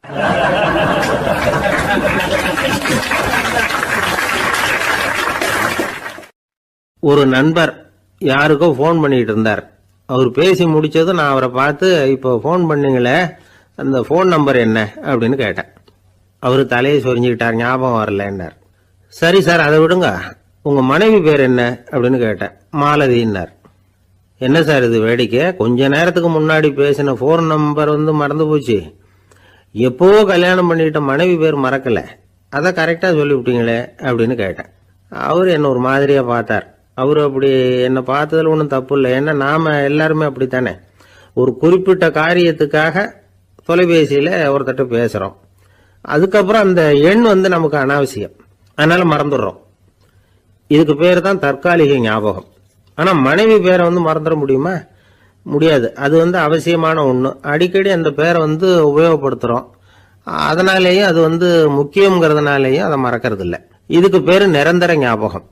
சரி, இந்த தற்காலிக ஞாபகம், நிரந்தர ஞாபகம், இது ரெண்டு ஞாபக அளவுகளையும் கட்டுப்படுத்துறது எது அப்படின்னா மூளைக்குள்ள நடக்கிற மின்சார நடவடிக்கைகள் தான். தற்காலிக ஞாபகம் ஒரு மின்னல் மாதிரி தோன்றி மறையுது. நிரந்தர ஞாபகம் ஒரு படிவம் போல மூளையில படிஞ்சுடுது. ஒரு சம்பவத்தின் பல பிரதிகள் மூளையில பல்வேறு பகுதிகளிலேயும் படியறதுனால ஒன்னு மறைஞ்சாலும் மறந்தாலும் இன்னொன்னு மறையறதில்ல. இப்படிப்பட்ட நிலைமையில தான் தொண்டையில இருக்கு, வாயில வரமாட்டேங்குது சார் அப்படிமா. ஒருத்தருக்கு எந்த துறையில ஆர்வமும் ஈடுபாடும் அதிகமோ அது சம்பந்தமான ஞாபக சக்தி அதிகமா இருக்கும். தொழிலை விரும்புகிற ஒரு டெலிபோன் ஆபரேட்டருக்கு எண்கள்லாம் நல்ல ஞாபகம் இருக்கும். அது மாதிரி கவிஞர்களுக்கு வார்த்தைகள் நல்ல ஞாபகத்தில் இருக்கும். இது ஒரு பக்கம் இருந்தாலும் ஒரு மூளை எண்களை விட எழுத்துக்களை விட படங்களை ரொம்ப சுலபமா ஞாபகத்துல வச்சுக்குது. புரிஞ்சுக்கிற தன்மை, அனுபவம், புத்தி கூர்மை இது கூடி குறையறத பொறுத்து ஞாபக சக்தியும் ஏறும் இறங்கும். இப்ப உதாரணத்துக்கு ஒரு பையனுக்கு படிச்சது எதுவும் ஞாபகத்துல இல்லைன்னா அவன் அதை சரியா புரிஞ்சுக்கலன்னு அர்த்தம். இந்த மறதிங்கிறது எந்த சமயத்துல ஒரு பிரச்சனை ஆகுது தெரியுமா? உங்களுக்கு வேண்டியப்பட்ட ஒருத்தரை ஞாயிற்றுக்கிழமை சாயந்தரம் சரியா 5 மணிக்கு கடற்கரைக்கு வர சொல்லிவிட்டு அந்த நேரத்தை மறந்துட்டா அது பரவாயில்ல, வர சொன்னதையே மறந்துட்டாதான் நிலைமை மோசம்னு அர்த்தம். இப்படி இருந்தா இது சிகிச்சை எடுத்துக்க வேண்டிய நிலைமைங்கிறத புரிஞ்சுக்கணும். ஆமா, இதுக்கும் மருந்து இருக்கு. ஆனா மூளை குறிப்பிட்ட அளவுக்கு கீழே இயங்குறப்போ இன்னொன்னு சொல்லுவாங்க, இந்த நியூரோ டிரான்ஸ்மிட்டர் அப்படின்னு சொல்லுவாங்க. அப்படிங்கிற மூளை ரசாயனம் ரொம்பவும் குறைஞ்சி போறப்போ மட்டும்தான் உபயோகப்படும். டாக்டர் என்ன சொல்றாங்க தெரியுமா? மூளையை பொறுத்த வரைக்கும் அதுல ஞாபக சக்தி அதிகமா உள்ள மூளை, மறதி உள்ள மூளை அப்படின்னு ஒன்றும் கிடையாது அப்படிங்கிறாங்க. நினைவு வச்சுக்கிறதுக்கு பயிற்சி அளிக்கப்பட்ட மூளை, பயிற்சியற்ற மூளை அப்படின்னு வேணும்னா சொல்லலாம் அப்படின்னு சொல்றாங்க. அதனால நம்ம ஞாபக சக்திங்கிறது நம்ம கிட்ட இருக்கிற பயிற்சி, முயற்சி இதை பொறுத்து தான் அமையும். ஒருத்தர் ஒரு பென்சிலை எங்கேயோ வச்சுக்கிட்டு தேடிக்கிட்டு இருந்தார். அப்புறம் என்னமோ தீவிரமா யோசனை பண்ணி அதை ஞாபகப்படுத்தி பார்த்துக்கிட்டு இருந்தாராம்.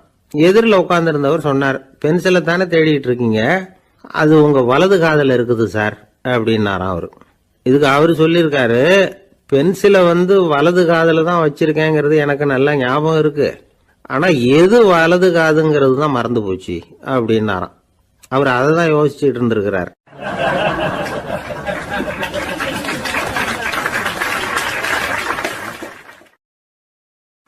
ஒருத்தர் ஓடி வந்தார், இன்னொருத்தரை பார்த்து, சார் உங்கள் சைக்கிளை ஒரு நாள் இரவல் கொடுங்களேன், பக்கத்து ஊருக்கு போயிட்டு வர வேண்டியிருக்கு அப்படின்னார். இவர் சைக்கிளை கொடுத்து பத்திரமா கொண்டுட்டு போங்கன்னார். சார், இதை பத்திரமா கொண்டு போகிறேன், கவலையே வேணாம், ஏன்னா இது உங்களோட சைக்கிள் அப்படின்னு நான் நினைக்கல, என்னோட சைக்கிளாக நினைக்கிறேன் அப்படின்னார். அதுக்கப்புறம் தான் இவருக்கு உண்மையாகவே பயம் வந்துட்டுது. ஏன்னா அவர் சொன்னது மாதிரி அதை தன்னோட சைக்கிளாகவே நினச்சி தள்ளிட்டு போட்டா என்ன பண்ணுறது? எது எதை நம்முடையதா நினைக்கணுங்கிறதுக்கு ஒரு வரையறை இருக்குது. சில பேர் ஆஃபீஸையே வீடாக நினச்சி விடுறது உண்டு. அப்படிப்பட்டவங்க கூட வீட்டை ஆஃபீஸாக நினைக்கிறது இல்லை. ஏன்னா வீட்டில் இவர் ஆஃபீஸராக நடந்துக்க முடியறதில்லை. இதெல்லாம் ஒரு பக்கம் இருக்கட்டும், இப்போ விஷயத்துக்கு வருவோம். பொறியியல் மேதை டாக்டர் விஸ்வேஸ்வரய்யா இருந்தார் இல்லையா, பாரத ரத்னா விருதெல்லாம் கொடுத்தாங்களே. ஆஃபீஸ் வேலை வேற, சொந்த வேலை வேற அப்படிங்கிறதுக்கு ஒரு உதாரணமாக இருந்தவர் அவர். மைசூர் மகாராஜா கிட்ட திவானா இருந்தார். அவர் ஒரு நாள் அரசாங்க வேலை காரணமாக வெளியூர் போயிருந்தார். ஹாசன்கிற ஊருக்கு பக்கத்தில் ஒரு பயண மாளிகை, அங்கே தங்கிவிட்டார். ராத்திரி அங்கே தங்கி இருந்துட்டு விடிஞ்சதும் ஊருக்கு திரும்புறதாக திட்டம். ராத்திரி தூங்குறதுக்கு ரொம்ப நேரம் ஆயிட்டுது. ரொம்ப நேரம் வரைக்கும் அரசாங்க சம்பந்தப்பட்ட வேலைகளையே பார்த்துக்கிட்டு இருக்கிறார். அரசாங்க ஃபைல்கள் நிறைய இருந்தது. அதையெல்லாம் ஒவ்வொன்றா எடுத்தார், படித்து பார்த்தார், பரிசீலனை பண்ணார். அது அதில் எழுத வேண்டியதை எழுதினார், கையெழுத்து போட்டார். ஒரு வழியாக அந்த வேலையெல்லாம் முடிஞ்சுது. அதுக்கப்புறம் என்ன பண்ணார்னா, தன்னுடைய சூட்கேஸை திறந்தார். அதிலிருந்து 2 மெழுகுவத்தியை எடுத்து கொளுத்தி வச்சார். அந்த பயண மாளிகையில் அது வரைக்கும் எரிஞ்சுக்கிட்டு இருந்த மின்சார விளக்குகளை அணைச்சுட்டார். அதுக்கு பிறகு அந்த மெழுகுவத்தி வெளிச்சத்தில் சில புத்தகங்களை தொடர்ந்து படிக்க ஆரம்பிச்சிட்டார். அந்த பயண மாளிகையில் பணியாளராக இருந்தவர் இதை பார்த்துட்டு ஓடி வந்தார். மறுபடியும் மின் விளக்கு போடுறதுக்காக போனார். விஸ்வேஸ்வரய்யா அதை பார்த்துட்டு போட வேணாம்ட்டாராம். இது வரைக்கும் நான் அரசாங்க அலுவல்களை கவனிச்சுக்கிட்டு இருந்தேன், அதனால மின் விளக்குகள் அப்போ எரிஞ்சதில் தப்பு இல்லை. இப்போ நான் புத்தகம் படிச்சுக்கிட்டு இருக்கேன், இது என்னுடைய சொந்த வேலை, இங்கே இருக்கிற மின் விளக்கு அதுக்காக ஏன் எரியணும் அப்படின்னு கேட்டாராம். இப்போ இருக்கிற சில அரசு பணியாளர்கள்கிட்ட இந்த சம்பவத்தை பேச்சோட பேச்சா சொல்லி பார்த்தேன். அவங்களால இதை ஜீரணிக்கவே முடியல. நேர்மை தேவைதான் சார், அதுக்காக அவ்வளவு தூரத்துக்கு அது தேவையா அப்படிங்கிறாங்க. விஸ்வேஸ்வரய்யா அப்படி பண்ணினது தான் ஒரு நேர்மையாளர் அப்படின்னு இந்த உலகத்துக்கு நிரூபிக்கணுங்கிறதுக்காக இல்லை. தான் அப்படி நடந்து காட்டினா தன்னை சுற்றி இருக்கிறவங்களும் அதை கேள்விப்படுறவங்களும் முடிஞ்ச அளவுக்கு பொது வாழ்க்கையில் அரசு பணியில் நேர்மையை கடைபிடிக்க முயற்சி பண்ணலாமே அப்படிங்கிறதுக்காகத்தான். இப்போவும் சில பேர் இருக்கிறாங்க, இவங்க ஆஃபீஸ் வேற வீடு வேறன்னு நினைக்கிறது இல்லை, அவ்வளோ உரிமை. ஒருத்தர் அப்படிதான், அவருக்கு அவசரமாக 5000 ரூபா தேவைப்பட்டது. ஆஃபீஸு பணத்தை எடுத்துக்கிட்டார். அந்த நேரம் பார்த்து ஆடிட் வந்துட்டுது, ஆப்பிட்டுக்கிட்டார். விசாரணை நடக்குது. அவர் சொல்றார், சார் நான் நேரம் காலம் பார்க்காம ஆஃபீஸில் வேலை செய்வேன், ஏன்னா அதை என்னோட ஆஃபீஸாக நினைக்கிறேன். அவசரத்துக்கு அந்த பணத்தை எடுத்தேன், மறுபடியும் வச்சுடலாம்னு தான் இருந்தேன், அதுக்குள்ளே இப்படி ஆயிட்டுது. நீங்கள் என்ன நினைச்சாலும் சரி, நான் ஆஃபீஸ் வேற வீடு வேற அப்படின்னு நினைக்கிறது இல்லை, அது என்னோட சுபாவம் அப்படின்னார். விசாரணை பண்ணவர் தீர்ப்பு வழங்கினார். உங்கள் சுபாவத்துக்கு மதிப்பு கொடுத்து நானும் தீர்ப்பு வழங்குறேன். நீங்கள் கொஞ்ச நாள் ஜெயிலில் இருந்துட்டு வாங்க, அது உங்களுக்கு கஷ்டமாக இருக்காதுன்னு நினைக்கிறேன். ஏன்னா அங்கே போனாலும் நீங்கள் உங்கள் சுபாவப்படி வீடு வேற ஜெயில் வேறன்னு நினைக்க மாட்டீங்க அப்படின்னாராம்.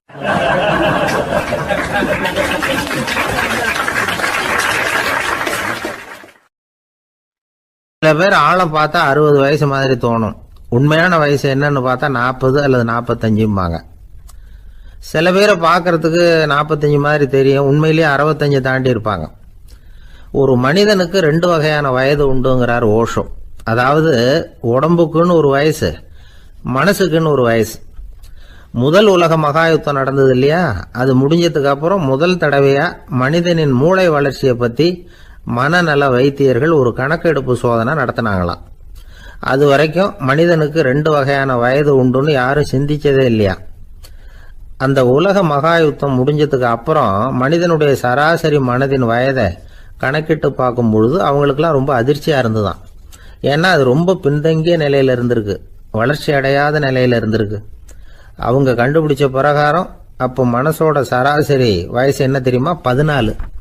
அப்படின்னா பார்த்துங்க, உடல் ரீதியாக ஒருத்தரோட வயசு 70 கூட இருக்கலாம், ஆனால் மனசோட வயசு 14 தான். இதுக்கு நேர்மாறாக அமைஞ்சு போச்சுன்னு வச்சுங்க. அதாவது ஒருத்தருக்கு உண்மையிலேயே 14 வயசு, அதாவது உடலோட வயசு 14, அவரோட மனசின் வயசு 70ன்னு வச்சுக்கோங்க. இப்படி அமைஞ்சுட்டுதுன்னா அவர் சீக்கிரம் ஞானத்தன்மை அடைஞ்சிருவார் அப்படின்னு அர்த்தம். இப்போ நமக்கெல்லாம் உடம்போட வயசு மனசோட வயசு ரெண்டும் ஒன்றா இருந்துட்டா அதுவே போதும், அதுவே பெரிய விஷயம். இப்போ எமர்சன் கிட்ட போய் ஒருத்தர் கேட்டாராம், உங்கள் வயசு என்ன அப்படின்னு. அவர் உடனே பதில் சொல்லியிருக்கார், 360 வருஷம் அப்படின்னாராம். கேட்டவர் குழம்பி போயிட்டார். அவர் என்ன சொல்கிறாரு, 360 வயசா? என்ன நம்ம காதில் தான் சரியாக விழலையா? எமர்சன் எப்பவும் உண்மையை பேசுகிற ஒரு சிறந்த அறிவாளி, அவர் இப்படிலாம் பொய் சொல்ல மாட்டாரே அப்படின்னு ஒரு யோசனை பண்ணிக்கிட்டே இவர் மறுபடியும் அவர் கிட்ட போனாராம். ஐயா, நீங்கள் சொன்னது சரியாக என் காதில் விழலை, அதனால் மறுபடியும் கேட்குறேன், உங்கள் வயசு என்ன அப்படின்னாராம். எமர்சன் மறுபடியும் சொல்லியிருக்கிறார், 360 வருஷம்னு. வந்தவருக்கு உண்மையிலேயே அதிர்ச்சியாக போட்டுது. அதுக்கப்புறம் மெதுவாக ஆரம்பிச்சாராம், ஐயா, நீங்கள் சொல்கிறத என்னால் ஏற்றுக்க முடியாது. எப்படி பார்த்தாலும் இப்போ உங்களுக்கு வயசு ஒரு 60க்கு மேலே இருக்காதுன்னு நினைக்கிறேன் அப்படின்னாராம். நீங்கள் சொல்கிறது சரிதான், அது என் உடம்போட வயசுன்னாராம் எமர்சன். அப்படின்னா ஏற்கனவே நீங்கள் சொன்னது அப்படின்னு கேட்டிருக்காரு, அது என் மனசோட வயசு அப்படின்னாராம். நம்மளை பொறுத்த வரைக்கும் அறிவு தூசு படிஞ்சிருக்கு, அது மாதிரியே அன்பும் மாசுபட்டிருக்கு. இது ரெண்டையும் சுத்தம் பண்ண வேண்டியிருக்குது. அப்போ தான் நாம் சரியான வயசில் வாழ முடியும். ஒரு ஆசாமி இருக்கிறார், அவருக்கு உடம்போட வயசு அதிகம், மனசோட வயசு ரொம்ப குறைச்சல், குழந்தை மாதிரி. அவர் ஒரு ஆஸ்பத்திரியில் படுத்திருக்கிறார். நர்சம்மா எல்லாருக்கும் மருந்து கொடுத்துட்டு போகிறாங்க. கொஞ்ச நேரம் கழித்து திரும்பி வந்தாங்க.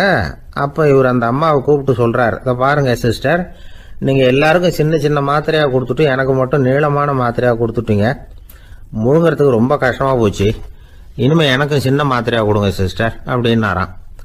அந்த அம்மா உடனே அதிர்ச்சியாகி தலையில் அடிச்சுக்கிட்டாங்களாம். நான் கஷ்டப்பட்டு மாத்திரையை முழுங்கினத்துக்கு நீங்கள் ஏமா தலையில் தட்டிக்கிறீங்க அப்படின்னு கேட்டிருக்காரு இவர். இதுக்கு அவங்க சொல்லியிருக்கிறாங்க, நான் உங்களுக்கு கொடுத்துட்டு போனது மாத்திரை இல்லைங்க, அது தெர்மாமீட்டர் அப்படின்னாங்களாம்.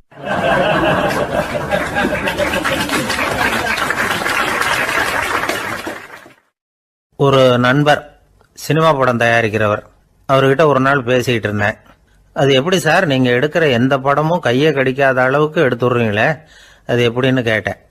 அது ஒன்றும் பெரிய விஷயம் இல்லை சார், பெண்களுக்குன்னு சில உருக்கமான காட்சிகள், இளைஞர்களுக்குன்னு சில நடனங்கள், அடிதடி காட்சிகள், அப்புறம் வயசானவங்களுக்குன்னு சில ஆன்மீக காட்சிகள், சின்ன பிள்ளைங்களுக்கு சிரிப்பு, இப்படி எல்லாமும் சேர்த்து நான் படம் எடுக்கிறேன். மசாலா படம்னு பேர். இது ரொம்ப பெருசாக இல்லைன்னாலும் ஓரளவுக்கு சுமாராக ஓடிரும், கையை கடிக்காது அப்படின்னார். இது ஒரு உத்தி. சில பத்திரிகை ஆசிரியர்களும் இந்த உத்தியை கையாளுறது உண்டு. இந்த உத்திக்கு பார்னம் உத்தி அப்படின்னு பேர், பார்னம் எஃபெக்ட் அப்படின்னு சொல்லுவாங்க. அதாவது ஃபீனியஸ் டி பார்னம் அப்படின்னு ஒருத்தர் அமெரிக்காவில் இருந்தாராம். அதாவது 19ஆம் நூற்றாண்டில் அமெரிக்காவில் கொடிகட்டி பறந்த ஒரு சர்க்கஸ் நிறுவனத்தின் அதிபர் அவர். இந்த உலகத்தில் ஒவ்வொரு நிமிஷமும் ஒரு ஏமாளி பறந்துகிட்டே இருக்கிறான் அப்படிங்கிறது அவருடைய சித்தாந்தம். ஒவ்வொருத்தரையும் திருப்திப்படுத்துகிற அளவுக்கு அம்சங்களை கொஞ்சம் கொஞ்சமாக கலந்து கேளிக்கை நிகழ்ச்சிகளை நடத்தினது தான் அவருடைய மகத்தான வெற்றிக்கு காரணம். அதனால் அந்த உத்தியை யார் கடைப்பிடிச்சாலும் சரி, அதுக்கு பார்னம் உத்தி அப்படின்னு பேர் வந்துட்டுது. ஜோசியம் சொல்கிறவங்களுக்கும் இந்த உத்தி தான் கை கொடுக்குது. ஒரு விஷயத்தை ஒருத்தருடைய கோள் நிலைகள் அல்லது கையெழுத்து நிரூபிக்கிறதாக அவர்கிட்ட சொன்னால் அதை அவர் நம்பிவிடுவார். ஆனால் அந்த விஷயம் நல்லதாக இருக்கணும், நேர்மையானதாக இருக்கணும், அதாவது பாசிட்டிவாக இருக்கணும். 8ஆம் இடத்துல குரு, 9ஆம் இடத்துல சனி, நீங்கள் ஒரு பெரிய மேதை தான் அப்படின்னு சொல்லுவாங்க. கேட்குறவங்களுக்கு அதை மறுக்கிறதுக்கு மனசு வராது. அப்படி சொல்லும் பொழுது கூடவே என்ன கொஞ்சம் முன்கோபம் அதிகமாக இருக்கும், இருந்தாலும் அது உடனே மறைஞ்சிரும் அப்படின்னு சில அற்ப விஷயங்களையும் சொன்னாலும் அதையும் சரிதான்னு சொல்லி ஒத்துக்குவாங்க. ஆளுமையை எடை போடுகிற ஒரு நிறுவப்பட்ட உத்தியின் மூலமாக தன்னுடைய குணாதிசயங்கள் கண்டுபிடிக்கப்பட்டதாக அவர் நம்புறது தான் இதுக்கு காரணம். இந்த மாதம் பணத்தட்டுப்பாடு கொஞ்சம் இருக்கும், உடம்புல ஏதாவது கொஞ்சம் அசௌகரியம் இருக்கும், வீட்டுக்குள்ளே லேசாக மனஸ்தாபம் வரலாம், இது மாதிரி பொதுப்படையாக சிலதை சொன்னாலே போதும், மக்களை நம்ப வச்சுடலாம். இதெல்லாம் நமக்கு மட்டும்தான் ஏற்படுது அப்படின்னு சொல்லி அவங்க நினைக்கிறது தான் காரணம். இதுதான் பார்னம் உத்திங்கிறது. மனிதர்கள் பாராட்டுகளை விரும்புறதும் விமர்சனங்களை வெறுக்கிறதும் பார்னம் உத்தியின் அடுத்த கூறு. அதனால் ஒருத்தருக்கு ஜோசியம் சொன்னாலும் சரி, அவருடைய ஆளுமையை மதிப்பிடுறதாக இருந்தாலும் சரி, அவரை புகழற மாதிரி இருந்தாலும் சரி, அப்படி இருந்தால் தான் அது சரியாக இருக்கும். சாதகமான விஷயங்களை அதிகமாகவும் பாதகமான விஷயங்களை நாசூக்காகவும் சொன்னால் மக்கள் அதை நம்பிடுவாங்க. ஒருத்தரை கருமின்னு சொன்னால் ஏற்றுக்க மாட்டார். அதையே கொஞ்சம் மாற்றி நீங்கள் கொஞ்சம் சிக்கனமான ஆசாமி அப்படின்னு சொன்னால் நீங்கள் சொல்கிறது சரிதான் சார் அப்படிம்பார். நீங்கள் பெரிய செலவாளி தான், இருந்தாலும் நல்ல விஷயங்களுக்கு தான் செலவழிப்பீங்க அப்படின்னு சொல்லணும். இப்படி இந்த வாரணம் உத்தியை கடைபிடிச்சி இன்னைக்கு வெற்றிகரமாக காலம் தள்ளுறவங்க நிறைய பேர் இருக்கிறாங்க. இந்த உலகத்தில் ஒவ்வொரு நிமிஷமும் ஒரு ஏமாளி பறந்துக்கிட்டே இருக்கிறான் அப்படிங்கிறது தான் ஃபீனியஸ் பார்னம் அவர்களுடைய நம்பிக்கை. அதை விட அடுத்தவங்களை ஏமாளியாக நினைக்கிற மனுஷர்கள் தான் இன்னைக்கு உலகத்தில் ரொம்ப அதிகம். ஒருத்தர் தன்னுடைய மேல் அதிகாரிகிட்ட போய், ஐயா ஒரு நாள் லீவு வேணும், என் தங்கச்சிக்கு கல்யாணம் அப்படின்னார். அவரு பார்த்தார், ஒரு 10 நிமிஷம் வெளியில் இருங்கன்னார். 10 நிமிஷம் கழிச்சு கூப்பிட்டார், இதை பாருங்க நீங்கள் சொல்கிறது பொய், இப்போ உங்கள் தங்கச்சிக்கு ஃபோன் பண்ணேன், அவங்க தனக்கு 2 வருஷத்துக்கு முன்னாடியே கல்யாணம் ஆகிட்டதாக சொல்கிறாங்க அப்படின்னார். உடனே இவர் சொன்னார், சார் இப்போ நீங்கள் சொல்கிறதும் பொய்யா தான் இருக்கணும், ஏன்னா நிஜமாக எனக்கு ஒரு தங்கச்சியே கிடையாது அப்படின்னார்.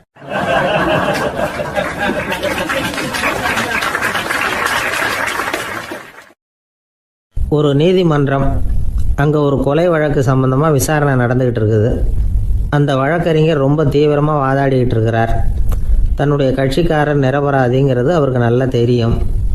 அதனால தான் அவர் சார்பாக வாதாடுறதுக்கே ஒத்துக்கிட்டார். அப்படி அவர் மும்முரமாக வாதாடிக்கிட்டு இருக்கிற சமயத்தில் அவசரமாக தந்தி ஒன்று சேர்ந்தது. அதை வாங்கி படித்து பார்த்தார். அதுக்கப்புறம் அதை மடித்து தன்னுடைய கோட்டு பையில் வச்சுக்கிட்டு தொடர்ந்து வாதாட ஆரம்பிச்சிட்டார். பேசி முடித்தார். அதுக்கப்புறம் அங்கே கோர்ட்டில் இருந்த சக வக்கீல்கள் அவர்கிட்ட வந்தாங்க.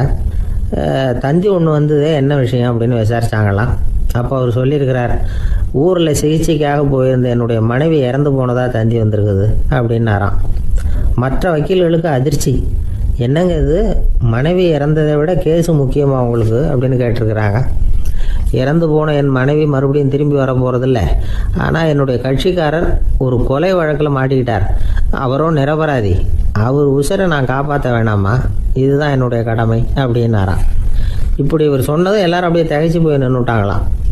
சரி, கடமைக்கு முக்கியத்துவம் கொடுத்த அந்த வழக்கறிஞர் யார் தெரியுமா? அவர் தான் இரும்பு மனிதர் சர்தார் வல்லபாய் பட்டேல்.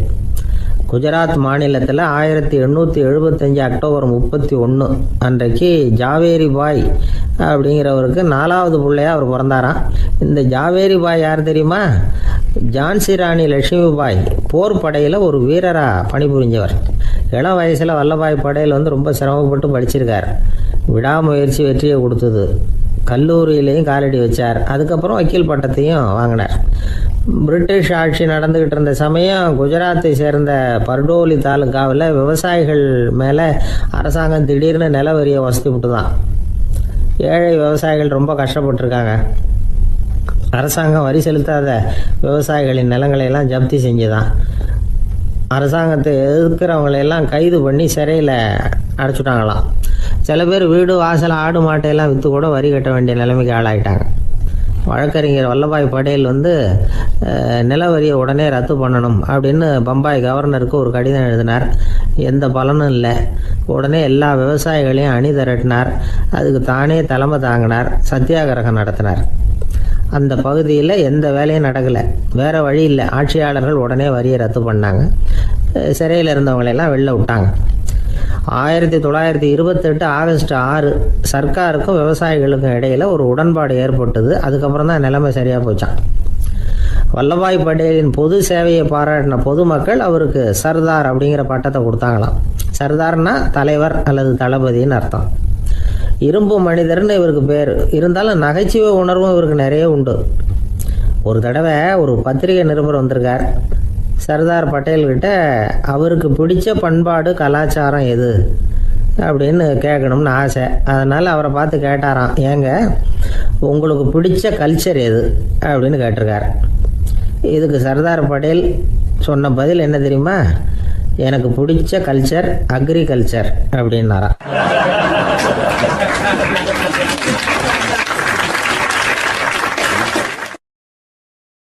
ஒரு சராசரி மனிதனுடைய இயல்பு என்ன? இன்பம் வந்தால் துள்ளி குதிப்பான், துன்பம் வந்தால் சோர்ந்து போய் ஒரு மூலையில் உட்காந்துருவான். இவன் தான் சராசரி மனிதன். ஆனால் ஒருத்தன் இன்பம் வந்தால் அதுக்காக மகிழ்ச்சி அடையிறதில்ல, துன்பம் வந்தால் அதுக்காக சோர்ந்து போகிறதில்ல அப்படின்னு வச்சுக்கோங்க. அப்படி இருந்தால் அவன் சாதாரண ஆள் கிடையாது. ஒரு ஊரில் ஒரு ஞானி இருந்தார். அவரை தேடிட்டு ஒரு பெரியவர் வந்தார். ஐயா, ஞானத்தில் சிறந்த ஞானம் எது அப்படின்னு கேட்டாராம். இதுக்கு அந்த ஞானி என்ன பதில் சொன்னார் தெரியுமா? இன்பத்தினால மகிழ்ச்சி அடையாமலும் துன்பத்தினால சோர்வு அடையாமலும் இருக்கிறது தான் அந்த ஞானம், பெரிய ஞானம் அப்படின்னாராம். சரி சுவாமி, அப்படிப்பட்ட ஞானம் உங்களுக்கு எப்படி வந்ததுன்னு கேட்டிருக்காரு இவர். அதை நான் ஒரு கழுதைகிட்ட இருந்து கற்றுக்கிட்டேன் அப்படின்னாராம் அவர். இவருக்கு ஒன்றும் புரியல, ஒரு மாதிரியாக முழிச்சிருக்கிறார். இதை அவர் புரிஞ்சுக்கிட்டார். நீங்கள் நாளைக்கு காலையில் நம்முடைய ஆசிரமத்துக்கு வாங்க, புரிய வைக்கிறேன்னாராம். சரின்னு அவர் போயிட்டார். மறுநாள் காலையில் ஆசிரமத்துக்கு வந்து சேர்ந்தார். ஞானி அவரை கூப்பிட்டு உட்கார வச்சார். வாங்க, வந்து இப்படி உட்காருங்க, கொஞ்ச நேரத்தில் இந்த வழியாக ஒரு கழுதை போகும், அதை கவனித்து பாருங்கன்னாராம். இவருக்கு இன்னமும் ஒன்றும் புரியாமல் போச்சு, ஒரே குழப்பம். இருந்தாலும் அந்த ஞானி சொன்னது மாதிரியே உட்காந்துருக்கிறார். கொஞ்ச நேரத்தில் அந்த வழியாக ஒரு கழுதை போச்சு. அது முதுக நிறைய அழுக்கு மூட்டைகள், அதை சுமந்துக்கிட்டு போகுது. ஒரு செலவு தொழிலாளி அதை ஓட்டிகிட்டு போகிறார்.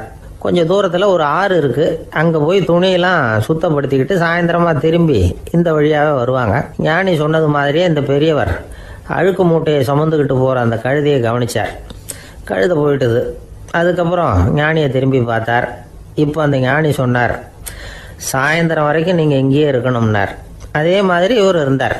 சாயந்தரமாக அந்த ஞானி சொன்னார், ஐயா, இப்போ கொஞ்ச நேரத்தில் அந்த கழுதை இந்த வழியாக திரும்பி வரும், அதையும் கவனித்து பாருங்கன்னார். இவரும் கவனித்து பார்க்குறார். கழுதை வந்தது. அது முதுகில் சலவை செய்யப்பட்ட துணி மூட்டை, அது பாட்டுக்கு சுமந்துக்கிட்டு போய்கிட்டு இருக்குது. பெரியவருக்கு ஒன்றும் புரியல, பொறுமை இழந்துட்டார். சரி சுவாமி, இந்த கழுதைக்கும் உங்கள் ஞானத்துக்கும் என்ன சம்பந்தம் அப்படின்னார். இப்போ அந்த ஞானி விளக்கினார். ஐயா, இந்த கழுதை இதே மாதிரி தினமும் காலையில் அழுக்கு மூட்டைகளை சுமந்துக்கிட்டு ஆற்றுக்கு போகுது, மாலையில் வெண்மையான சுத்தமான துணிகளை சுமந்துக்கிட்டு திரும்பி ஊருக்கு போகுது.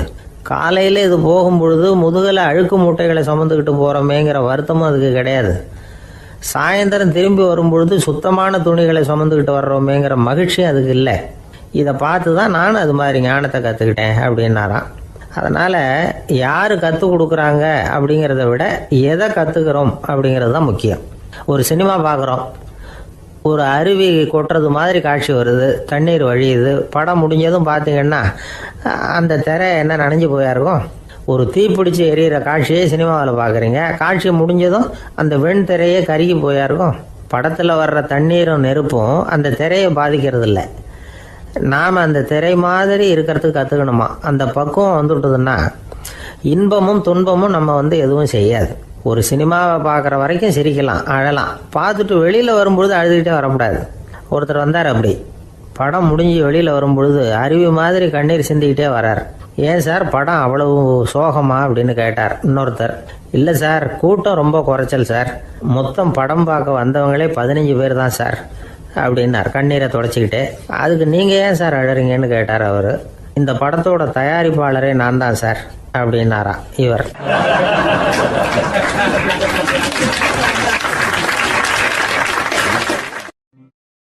ஒரு நண்பர் வந்தார்.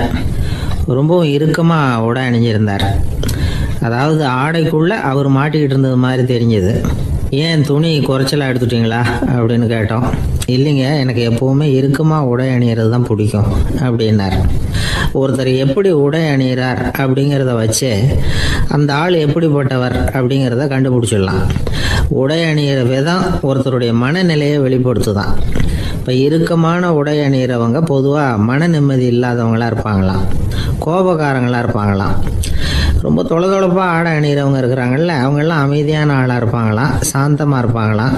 இவங்கெல்லாம் போராடுறதுக்கு சரியாக வரமாட்டாங்களாம். இப்படி ஒரு கணிப்பு இருக்குது. அதனால தான் போர் வீரர்களுக்கெல்லாம் இறுக்கமான உடையை தான் கொடுக்கறது வழக்கம். ஆனால் சன்னியாசிகளை பாருங்கள், அவங்களுக்கெல்லாம் ரொம்ப தொலை உடைகள் தான். அவங்கெல்லாம் டைட் பேண்ட் போட்டுக்கிட்டு நிற்க மாட்டாங்க சன்னியாசிகள்லாம். அதே மாதிரி சன்னியாசிகள்லாம் காவி உடைய தேர்ந்தெடுக்கிறதுக்கும் காரணம் உண்டு. பல ஆண்டுகள் சோதனை செஞ்சு பார்த்துட்டு தான் சன்னியாசத்துக்கு காவி தான் சரி அப்படின்னு முடிவு பண்ணியிருக்கிறாங்க. இப்போ பௌதீக விஞ்ஞானப்படியும் அதுதான் சரி. அதாவது சூரிய ஒளியில் 7 வண்ணங்கள் உண்டு. ஒரு பொருள் மேலே அது விழும் பொழுது அந்த பொருள் நமக்கு சிவப்பாக தெரிஞ்சதுன்னா அந்த பொருள் சிவப்பை தவிர மற்ற எல்லா நிற கதிர்களையும் உள்வாங்கிக்கிட்டு சிவப்பு நிறத்தை மட்டும் வெளியில் விடுது. அதாவது விலக்கி விடுது. அதனால தான் அந்த பொருள் சிவப்பாக தெரியுது. உடல் ஆரோக்கியத்துக்கு ஓரளவு சிவப்பு தேவைப்படுது. அதனால தான் காவி உடை அணிஞ்சால் சூரிய ஒளி ஓரளவு சிவப்பை விலக்கிவிடும். அதாவது சிவப்பின் பலனும் கிடைக்கும், இந்த சிவப்பின் கெடுதலும் இல்லை அப்படின்னு யோசனை பண்ணாங்க. காவி உதய வேளையின் நிறம். கீழ் வானத்தில் கதிர் உதிக்கிற வேளையில் முதல் ஒளி தோன்றுகிற நேரத்தில் காவி நிறம் தான் கசியும். தியானம் செய்கிறப்போ முதல்ல காணக்கூடிய ஒளி காவி நிறம் தான். தியானத்தின் உச்ச நிலையின் நிறம் நீலம். தியானம் காவி நிறத்தில் ஆரம்பமாகி நீல நிறத்தில் நிறைவடைகிறது அப்படிங்கிறார் ஓஷோ. நீலம் தியான சிகரம். காவி தியான ஆரம்ப குறியீடு, ஒரு சன்னியாசியின் ஆரம்ப தரிசனம் அப்படிங்கிறார் அவர். ஒருத்தர் நாள் பூரா காவி உடைய அணிஞ்சிருந்தா அந்த நிறம் அவருக்கு தியானத்தை பற்றிய நினைவை ஊட்டிக்கிட்டே இருக்கும். இப்படியே ஆடைக்கும் தியானத்துக்கும் இடையில ஒரு தொடர் ஏற்படுது. ஒரு துறவியின் உள்ளார்ந்த பண்பா அது மாறுது. கடை வீதியில் ஒரு பொருள் வாங்க போகிறோம், அது மறந்துடக்கூடாதுங்கிறதுக்காக ஞாபகம் முடிச்சு போட்டுக்கிறோம். அந்த முடிச்சுக்கும் பொருளுக்கும் தொடர்பு இல்லை. ஆனால் கடை வீதிக்கு போன உடனே அந்த முடிச்சு அந்த பொருளை ஞாபகப்படுத்துது. அதாவது அந்த முடிச்சு ஒரு தொடர்பு அம்சமாக அமையுது. அது மாதிரி தான் காவி உடையும். ஒரு துறவி நடக்கும் பொழுது, சாப்பிடும் பொழுது, குளிக்கும் பொழுது அவருடைய காவி உடை அவருக்கு ஞாபகப்படுத்திக்கிட்டே இருக்கும். அது ஒரு நிலைப்படுத்தப்பட்ட நினைவாக ஞாபகம் முடிச்சாக மாறிடுது. காவி ஆடை இல்லைன்னா ஒருத்தரால் துறவியாக முடியாதுன்னு அர்த்தம் இல்லை. அதே நேரத்தில் காவி ஆடையால் ஒன்றும் பிரயோஜனம் இல்லை, அதில் ஒன்றும் அர்த்தம் இல்லை அப்படின்னு சொல்லிட முடியாது. இதுதான் உண்மை. இவ்வளவு தூரம் காவி ஆடையை பற்றி சொல்கிறதுனால எல்லாரும் சன்னியாசியாக போயிடுங்கோ அப்படின்னு நாம் சொல்கிறதாக யாரும் நினச்சிடக்கூடாது. மனசுக்கும் நிறத்துக்கும் உள்ள சம்பந்தத்தை தெரிஞ்சுக்கிறதுக்காக தான் இவ்வளவும். நமக்கு தெரிஞ்ச நண்பர் ஒருத்தர் இருக்கிறார், ஆஃபீஸில் வேலை பார்க்குறவர். ஒவ்வொரு மாதமும் 20ஆம் தேதிக்கு பிறகு அவரை போய் பார்த்தீங்கன்னா காவி உடை அணிஞ்சிக்கிட்டு, கண்ணை மூடிக்கிட்டு, கை ரெண்டையும் விரித்து வச்சுக்கிட்டு தியானத்திலேயே உட்காந்துருப்பார். ஏன் இப்படி பண்ணுறீங்கன்னு கேட்டேன். அதாவது 20ஆம் தேதிக்கு பிறகு என் கையில் ஒரு பைசா கூட கிடையாது, ஒரு சன்னியாசி லெவலில் இருக்கிறேன், என்கிட்ட எதுவும் செலவுக்கு கேட்காத அப்படின்னு என் மனைவிக்கு நான் சூக்காக உணர்த்துறதுக்காக அப்படி உட்காந்துருப்பேன் அப்படின்னு விளக்கம் கொடுக்குறார் அவர்.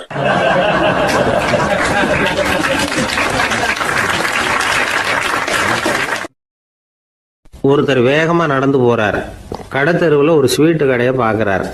உடனே சடன் பிரேக் போட்டது மாதிரி நிற்கிறார். ஒரு ஸ்வீட் வாங்கி சாப்பிடலாமேன்னு மனசு சொல்லுது. டாக்டர் வேணாம்னு சொல்லியிருக்கிறார், உடம்புக்கு ஒத்துக்காது, அதனால் அது வேணாம்னு சொல்லுது அறிவு. இவர் மனசு சொல்கிறத கேட்கல, அறிவு சொல்கிறபடி கேட்குறார்.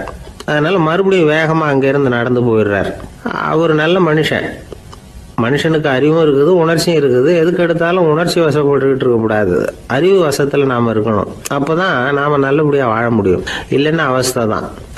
மகாபாரதத்தில் சந்தனுன்னு சொல்லி ஒரு அரசன் வர்றான். அவன் ஒரு சமயம் அறிவு வசப்படாமல் உணர்ச்சி வசப்படுறான். அதாவது ஒரு நாள் கங்கை கரையில் ஒரு அழகான பொண்ணை பார்க்குறான். இவனுடைய மனசு அவகிட்ட போயிடுது. அவளை கல்யாணம் பண்ணிக்கிறதுக்கு ஆசைப்படுறான். அந்த பொண்ணு சரின்னு சம்மதிக்கிறா. ஆனால் ஒரு நிபந்தனை போடுறா. அந்த நிபந்தனைக்கு சம்மதம்னு சொன்னாதான் உன்னை கல்யாணம் பண்ணிக்குவேன்னு சொல்றா. சரி, அவ போட்ட நிபந்தனை என்ன தெரியுமா? இது மாதிரி நான் உங்க மனசு புண்படுற மாதிரி எந்த காரியம் பண்ணாலும் நீங்க என்ன ஏன்னு கேட்கக்கூடாது, நான் செய்யற காரியத்தை தடுக்கவும் கூடாது.